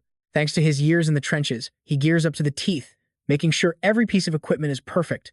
Vu Lang looks at the mountain of weapons and feels a bit uneasy. Wang Zheng shakes his head, annoyed by the attitude. Do not underestimate them. We are not waiting for dark. We ambush the road they have to take and end it there. Soon, a convoy appears, winding through the dangerous mountain terrain. Wang Zheng lies flat on a cliff, waiting for the prey to walk right into his trap. Once the targets are in the kill zone, he signals the hit. Vu Lang barks orders to the team. When the first shot rings out and the lead truck blows, start throwing everything. A few unlucky trucks catch some heavy lead and erupt into massive fireballs. The shockwave hits hard. Fan Vu realizes they are being hunted and starts screaming into his radio like a total madman. We are under attack. There are not many of them. Defend the perimeter and get those rear trucks to turn around now. Vu Lang just screams back, hit them. Right after his shout, a literal rain of grenades falls from the cliffs. Trucks in the convoy blow up one by one in a chain reaction of fire and metal. Hidden in a corner, someone has a crosshair locked right on his head like a reaper. Ketty uses her pro scope to track his every move. Look at him go. His movement is purely professional. This guy is a total master, making it impossible to get a clean shot. This trip to China is getting interesting. Meanwhile, the fight ends fast as the criminals surrender in droves to Vu Lang's elite squad of stone-cold killers. Seeing the vibe shift, Fan Vu tries to bolt for the door. Before he can even take a step, he gets pinned. He collapses in the dirt, a brutal warning to the cowards kneeling around him. Vu Lang exhales a heavy breath and roars out, "Avenge our families, kill them all." And just like that, the bloody payback ends under a deep crimson sunset. With the job finished, Wang Zheng gives the next set of orders. Get some men to scrub the battlefield, then raid the headquarters. Take everything. Do not leave a single scrap for anyone. Without waiting for an answer, he spins around like he is in a massive rush. Go home now. Keep an eye on Thin Phi. After finishing up, Wang Zheng vanishes into the woods. He finds a massive tree to perch in, holding his breath as he tells himself he has to find out who is stalking him. As night falls, the forest air gets heavy and deathly quiet. It is creepy as hell. Suddenly, a scope glints through the thick leaves. A silenced barrel spits lead, but the tiny sound still echoes in the weird silence of the woods. The mystery shooter fires a volley of darts. Wang Zheng watches through his glass, impressed. No hits, but this person has some serious skills. With perfect aim, he fires 3 rounds, knocking every single dart out of the air before they can even get close. The urge to solve this mystery pushes him to move. He hunts for the hidden shooter, determined to unmask them. He does not have to wait long. Ketty steps out from the shadows right in front of him. He is dying to know who she is. Who are you? You have been tailing me for days now. She stays quiet, pulling off her gloves to get ready for action. Only a high-level master from the Shadow Military Academy could hold their own like this. You are definitely a legend overseas. Wang Zheng catches her drift and tosses his rifle to the dirt. Think what you want, but those gloves are unique. I saw old Mars wearing a pair just like those once. She is floored when he drops that name. Mars? You mean the headmaster? You actually went toe-to-toe with the headmaster himself? He explains that the man was the founder of the Shadow Academy. Wang Zheng just shrugs and admits it. Yeah, I could not beat him. Even though he is old, his speed is still insane. Ketty shakes her head, not buying it. According to the records, almost nobody survives a fight with him. Only 2 people ever made it out. Antonio Genitelli, the father of the Ideal Nation, and Eric Lai from the Atlantic Union. He just smirks at her serious face and jokes around. Look, I said I could not beat him. I never said I could not run away. Seizing the moment, Ketty suggests a duel. Since I finally met a master like you, I have to see what you are made of. She takes a flying leap, launching herself high.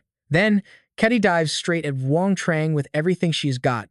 He struggles to block the sudden, heavy blitz. His face shows total shock.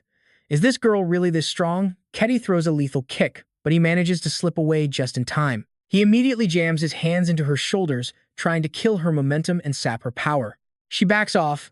Wang Zheng nods, admitting she is the real deal. Not bad. You want me to feel that power one more time. His taunt works. She charges back in instantly. Fine, let us see you try. He watches her move like a blur and realizes she is definitely old Mars's prized student. Her speed is incredible. She does not hold back at all, unloading a rapid-fire combo of punches right at his face. Realizing this could drag on and drain his tank, Wang Zheng throws a decisive counter-move. Ketty uses the momentum to backflip away, creating some distance to avoid his next strike. He rubs his arm and plays it humble, just lucky. I just happened to catch the rhythm of your style, that is all. She is not looking for a fight, so she drops a warning. She is with the Shadow Squad, and he had better not mess with their business here in China. He drops the nice guy, act faster than a bad habit. Fine, I will keep that in mind, he says coldly. But you better not cause any trouble in China, or I will personally make sure you regret it. She just brushes him off, tossing her hair with a smirk like she is actually looking forward to it. If that day ever comes, it will be a real showdown. Honestly, I really hope it does not end with one of us in a grave. He is totally fed up with her attitude and points right at her. Listen, you and your people need to back off, especially while you are on my turf. She just throws her hands up like she is totally innocent. So what? It was the principal's call. You cannot stop him all by yourself, hero. He is genuinely confused why she is just leaking all this internal info. Wait, aren't you worried I will just go tell the Atlantic Union or the Kingdom? She just laughs at how naive he is being. Listen, if I am comfortable telling you this, it is because I am not scared of you talking. He does not even care. He just leans down to grab the gun he dropped earlier. I know you were holding back today. Next time, let's actually go all out and see what you have got. After he speaks, Ketty just blows him a playful kiss and walks away. Meanwhile, he is left thinking that the Shadow Squad is going to be one massive headache. The next morning at the base, Wu Lang sees him walk in and asks, "Did someone actually manage to push you that hard out in the Golden Triangle?" He drops the gun on the table and plays it cool. The world is full of heavy hitters. Man, you will see. Anyway, how is Cheng Fei doing? Wu Lang stops asking questions. She is fine, just waiting in her room. He starts packing up his gear and says he needs to change. Wu Lang is totally lost. What is the rush? He smiles and says there is a lot of business to handle in the capital. Keep an eye on the resources while I am gone. Do not waste anything. But deep down, he is actually thinking about the big birthday bash for Elder 2. Wu Lang does not push it. Got it. I will have a car ready for you tomorrow. Cheng Fei walks out of the room looking super worried because he is still in his uniform. Why are you still dressed like that? He walks over to comfort her. Relax, I just had a little scuffle. Not a single scratch on me. Nobody on this planet can touch me, he brags. Back in the capital, he is busy praising Secretary Chuang for closing that 1,000 square meter land deal on the North 4th Ring Road. Thi totally agrees. And the best part? He only asked us to pay 80% of the original market price. If we can bring 2 universities into the area, he will. He is shocked by the news. Universities? Does he really think we are running out of talent that fast? Thi just nods. Yeah, it is true. She sees he is still a bit confused, so she starts breaking it down even further. Look, this district is easily top 3 in the entire country, but they do not have a single technical school. The demand for talent is huge. He is actually very impressed. That is a great move. We have plenty of university partners. Send someone to negotiate with them immediately. Thi praises his eye for people. Yeah, and that Lu Huyen commercial brought in a ton of cash for the appliance division. You really have a great eye for talent, you know that? He stretches out, feeling tired but confident. Tell me something I do not know. You handle the rest of this for now.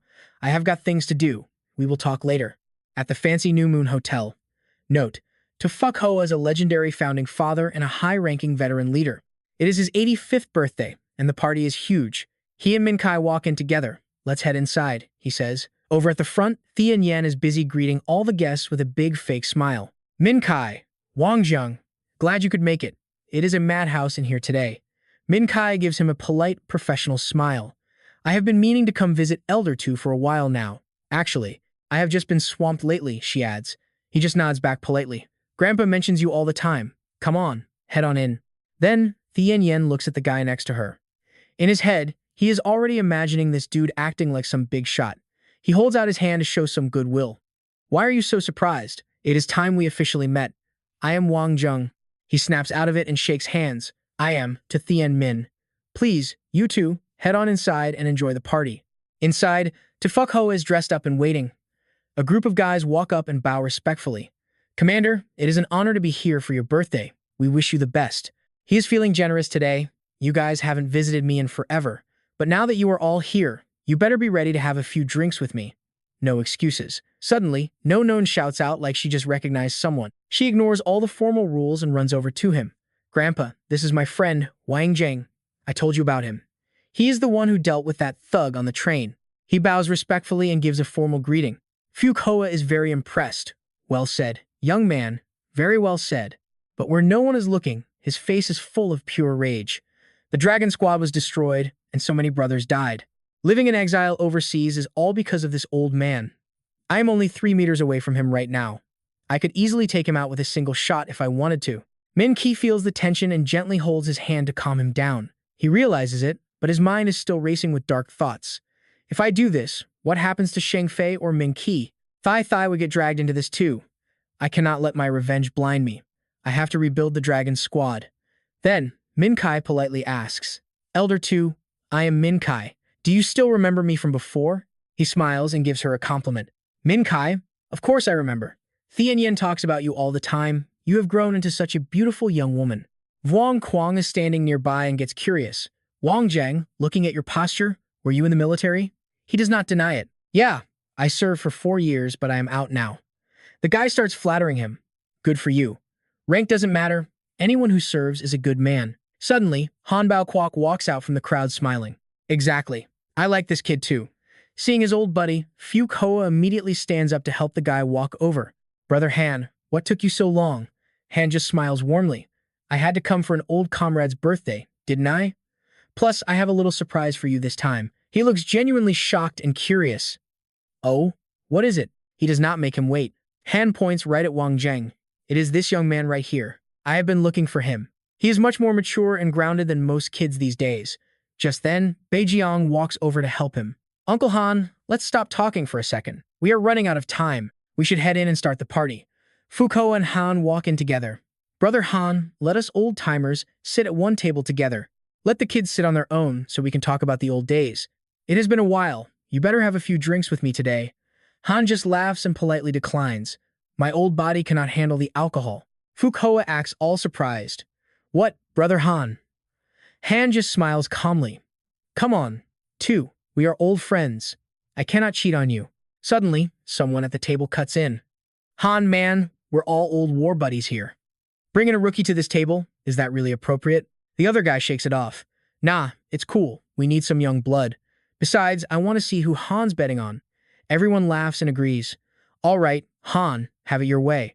Bao Kwok waves him over. Thea Nian stands up to meet him. Tho Tuk points at the VIP table and says, My old man wants you over there. Vuong Tran freezes. Me? At that table? He's thinking, do I even belong there? He looks at Chu Nam and Tu Dang, trying to read the room. Is this his real clout? The room starts buzzing. People are whispering, who's the new kid? Never seen him. Sitting with Tu Thien Yen? He must be a heavy hitter. Maybe some rich heir? But even a trust fund kid shouldn't be at that table. What kind of rank do you even need for a seat like that? Tho Tuk just brushes it off. Look, don't overthink it, just follow me. Vuong Tran squares his shoulders and walks up to Fuke Hoa. Bao Kwok smiles. Vuong Tran, take a seat next to me. As soon as he sits, the old guys at the table start sizing him up. Vuong Tran is already annoyed. Great, a bunch of old fossils staring me down like I'm a specimen. Once he's settled, the host starts the intros. Brother 2, no special favors here. Vuong Tran isn't my student. Just think of us as brothers from different generations. Vuong Tran is blindsided. What's this old man's game? We've met once and barely traded 2 sentences. Brothers? Really? After the intro, the guy next to him sneers. Brothers? Huh. If you're hanging out with Han, I guess birds of a feather really do flock together. Fuck Hoa stops staring and plays nice. Han, I'm not starting anything, but this Wong kid must be special if you're hyping him up. Why don't you tell us what he's actually done? That's all he needed. He starts bragging. Vuong Tran is a top-tier soldier. It's honestly a damn shame. He's not on my squad. If he were in the capital, he'd be a captain by now. Such a waste. Tukai just scoffs. Han, please. The kid is barely 20. Captain, give me a break. I heard he's just your dog walker. You only like him because he cleans up after your pup. Bao Kwok goes cold. 2. Watch your mouth. Keep talking like that and you'll regret it. Fukoa sees the sparks flying and tries to kill the tension. Han, 2, let's just. Suddenly, the sound of heavy boots hits the floor. A group of armed guys storms in. The leader doesn't even say hello. He just barks, which one of you is Vuong Tran? Vuong Tran doesn't blink. That's me. They move in fast. Grab him. Tho Tuk has had enough. He slams the table. I'm Han Tho Tuk, commander of the capital district. Who gave you the right to act like thugs here? The guys don't even flinch. They sound like complete jerks. The capital commander doesn't have a say in what the Jiangnan garrison does. Back off. Even if it's Han Tho Tuk, he can't stop me from making this arrest. Suddenly, Fong Hak appears from the shadows. If he can't stop you, what about me? Fong Hak scans the leader. His voice is calm but deadly. Colonel, you're with the Jiangnan garrison, right? Min Hoang turns pale and snaps to attention. Sir. Yes, sir. Every word is slow and heavy. Listen carefully, Colonel. If I decide to protect the man you're trying to arrest, do you think you can stop me? The guy is sweating now. Sir, our commander personally ordered this arrest. I can't just ignore his orders even for you. That's the wrong answer. The old man isn't happy. Fine. Wang Tuong, call Q Kok Vo. Tell him he has 3 hours to get to the capital and see me. Tell him if he's late, I'm stripping him of his rank.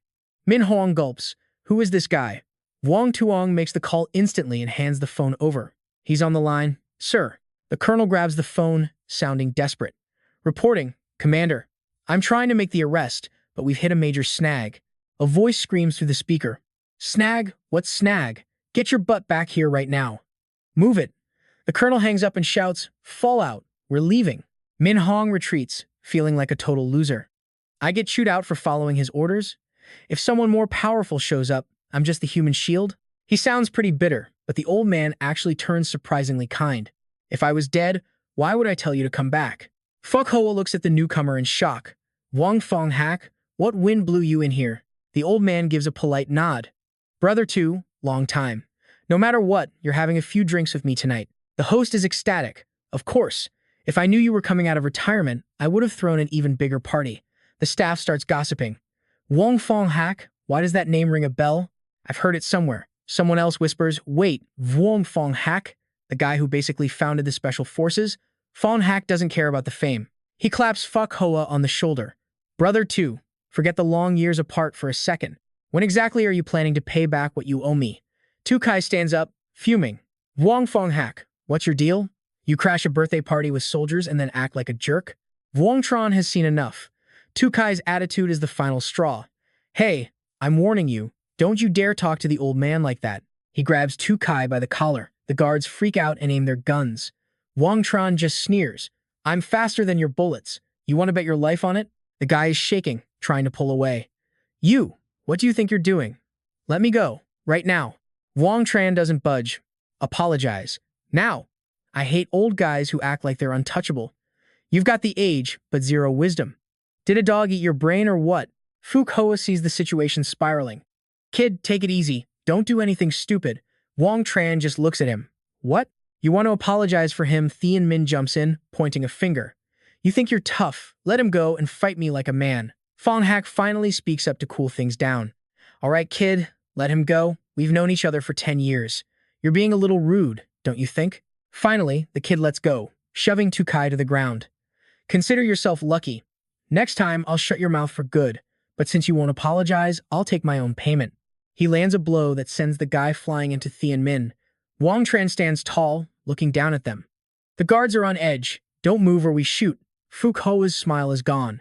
Wang Fong Hak, you've ruined my birthday. You can leave, but the kid stays here.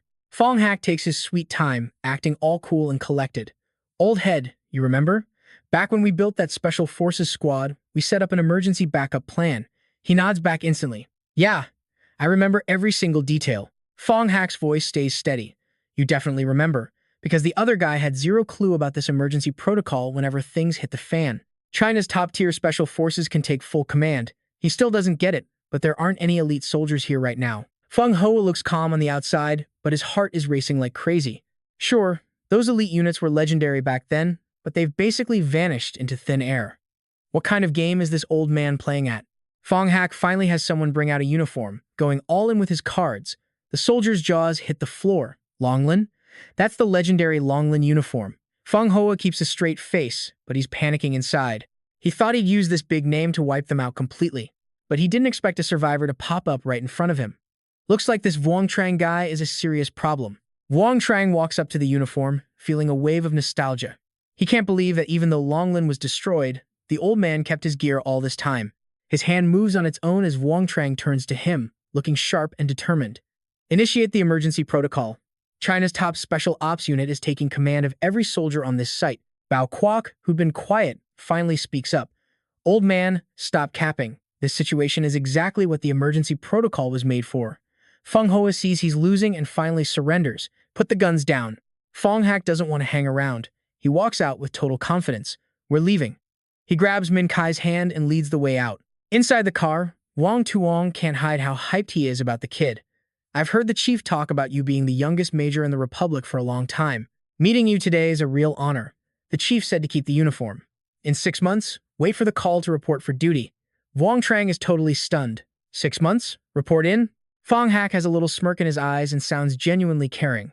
Kid, you've done a hell of a job these past few years. I'm giving you 6 months. Go out there and do your thing.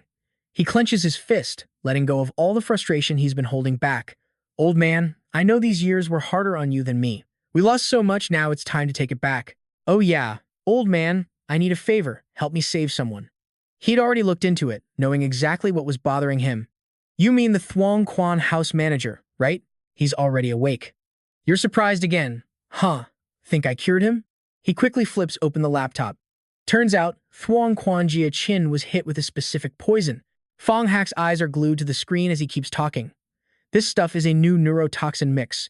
It took me a ton of tries to find an antidote, but I'm not sure if there will be any permanent side effects later. Over at the hospital, sunlight peeks through the tiny windows. Thi rubs her eyes, unable to believe what she's seeing. Her voice is shaking with emotion. Dad, you're finally awake. Jia Chin looks at his daughter and sadly pats her head. Thi, you've had such a rough time lately. She doesn't want him feeling guilty and quickly replies, It wasn't hard. Just having you back is all that matters. Suddenly, Tay Quiet's voice comes from the door, stopping someone. Hey, you can't go in there. Hearing the noise, she opens the door and sees Van Tu. She greets him warmly. Big brother, you're here. Come on in. This is my older brother, Thuong Quan Van Tu. He's family, she adds softly. Exactly. As soon as I heard Uncle 3 was awake, I rushed over. Seeing a visitor, Jia Chin greets him politely. Well, Van Tu, have a seat. He sits by the bed and opens a food container. He looks really concerned. Uncle, it's great you're awake. I had someone kill a chicken to make soup. You've been at the farm too long. Drink up, Uncle. Get your strength back. He takes the warm bowl of soup and can't help but sigh. Smells amazing. I haven't had a real meal in forever. My stomach is actually growling. Van Tu doesn't forget why he came. He turns to his sister to check on the situation. Thi, have you found out who was behind this yet? She just looks helpless. Not yet.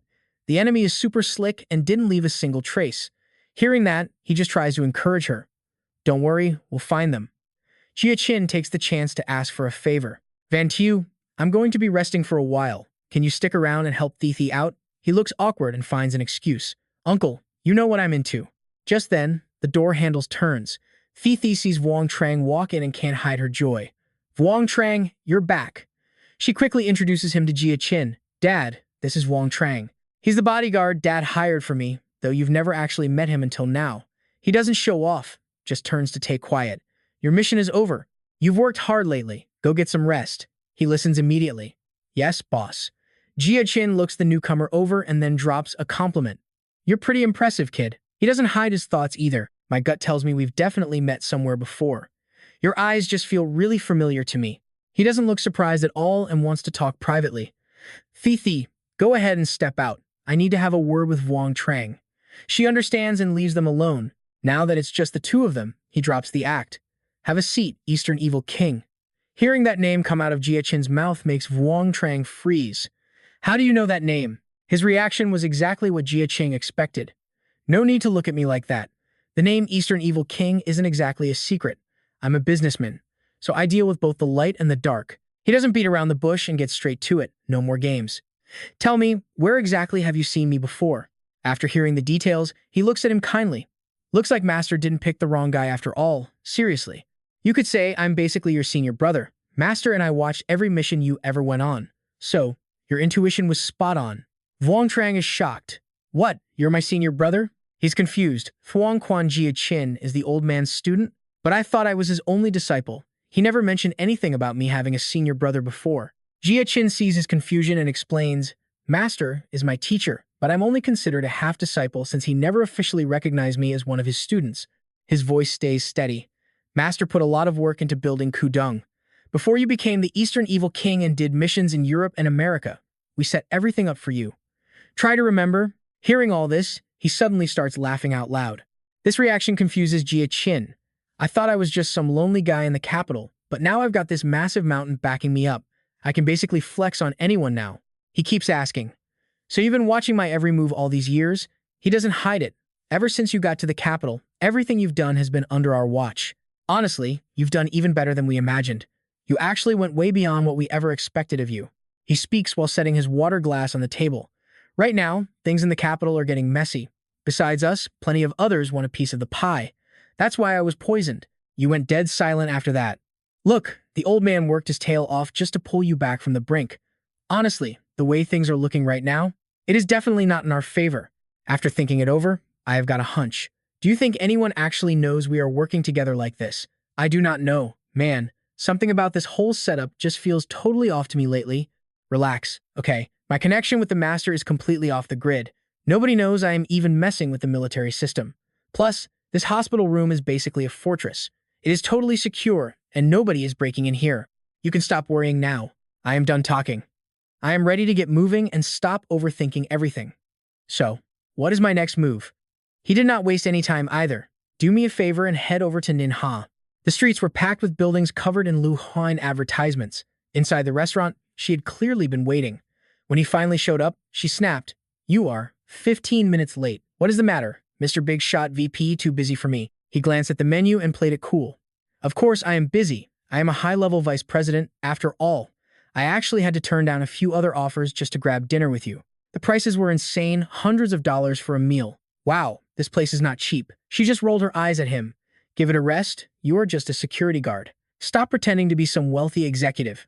Besides, you gave me the chance to make $2 million as a brand ambassador. Buying you a nice dinner is the least I can do to say thanks." Then she remembered something and leaned in close. "Oh, right. That guy Chiu Gang wants me to star in his new movie. What do you think? I really want to hear your take on it." The name sounded familiar, but he wanted to be sure. "Wait, you mean that famous director Chiu Gang?" When she nodded, he just shrugged like it was no big deal. "I do not have an opinion. It is your life. You decide." Suddenly, this guy Luan Bo appeared out of nowhere and approached her table. "Excuse me, are you Miss Lu Haiyan?" She did not hesitate and replied right away. "Yes, I am. Is there something I can help you with?" He took the bait and introduced himself. "My name is Li Luan Bo. I am the executive secretary for the president of Yangquang Media. My boss is actually having dinner with some clients in this same restaurant. He saw you here and wanted to invite you over. Everyone knows Yangquang Media is one of the top 3 agencies in China. Their owner is a legend in the business." Even though it was a huge invitation, she did not care at all. "Thanks for the offer, but I am going to have to pass." We were actually just about to head out, but the guy would not take no for an answer. He tried to use the company fame to pressure her. "Miss Lu Haiyan, you should know that Yangquang Media is the biggest name in the entire entertainment industry. This is a massive opportunity for your career." That is when he finally spoke up with a smirk. "Oh, so you are the biggest media company in the country? I wonder how you guys stack up against a giant like the Tong Group." Luan Bo dodged the question and kept pressuring her. "Look, every company has its own niche. It is not the same. For a newcomer like you, Lu Huyen, things are a little bit different. Your best bet is signing with us. Our professional team will polish your image and turn you into a superstar in no time. Just trust the process." While that was happening, Yoshiro was watching everything from a room nearby. He was staring at her like a creep, thinking about how hot she was. "I am definitely going to get that girl to have a few drinks with me tonight." Lei Vu was right there, kissing up to him. "Of course, Mr. Yoshiro.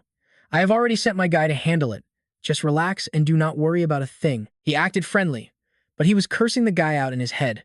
"If my company was not trying to break into the Japanese market, there is no way a beautiful girl like her would ever end up with a creep like you." When Luan Bo realized sweet talk was not working, he turned to threats. "If you keep being stubborn, Mr. Tan won't be very nice to people who disrespect him." Suddenly, he cut him off. "Hang on a second." After a moment, he said coldly, "Fine, go with him. I just need to make one quick phone call first." As soon as someone picked up, he started barking orders. "Hey, Tong Min-san, I am at the restaurant. You have 15 minutes. After hanging up, he walked over calmly. "Secretary Li, let us go." But hearing that name made the guy hesitate. "Wait, did he just say Tong Min-san as in the head of Tong Media? Let me go tell Mr. Tan about this first." Lei Vu heard the report and laughed it off. "Do not believe his lies. He is just talking big. Go back and invite her again. Tell her the head of that Japanese media firm is here too." Surprisingly, that caught his attention. "A Japanese guy? Fine, let us go. I want to see what these idiots are up to." He left her standing there confused. He suddenly lunged forward and grabbed the guy's hand. "I have heard so much about your reputation, Mr. Tan. I am Vung Tran. I hope we can work together more in the future." The guy tried to massage his hand, which was throbbing in pain. This kid really does not know his place, he thought to himself, feeling annoyed. Lei Vu did not have time for him and turned back to her. Miss Lu Huyan, let me introduce you. This is Mr. Sakata Yoshiro, a very big deal in the Japanese entertainment scene. He did not waste any time and got straight to the point. I do not care who this guy is or what he does. Why did you and Mr. Sakata invite me and my girlfriend over here anyway? Hearing him say the word girlfriend made her face turn bright red immediately. Both of them were shocked. Girlfriend? But that only made Yoshiro even more excited. This is getting interesting. Tell your girlfriend to have a drink with me. It will be fun. I will pay $10,000 a glass. How does that sound? He did not stop there. $20,000. $20,000 for just one shot. That is the same rate as a world-class superstar. He could not hold back anymore. He grabbed a bottle of wine off the table and started cursing. You piece of trash. I will give you $20,000 if you stop barking like a dog. Inga Huang was watching the whole thing on a screen and sighed. If this guy did not show up, the capital would be so quiet. It would be boring as hell without all this drama. Suddenly, a voice came from behind. Young man, you do not need to get into deep water because you are already drowning. A group of bodyguards surrounded him, clearly trying to use their numbers to intimidate him. Lei Vu kept sucking up to him. Mr. Sakata, do not let this brat get to you. He is just a clueless kid who does not know any better. Don't get your hands dirty because of him. On the outside, he was acting polite, but inside, he was fuming. Suddenly, the door behind her creaked open.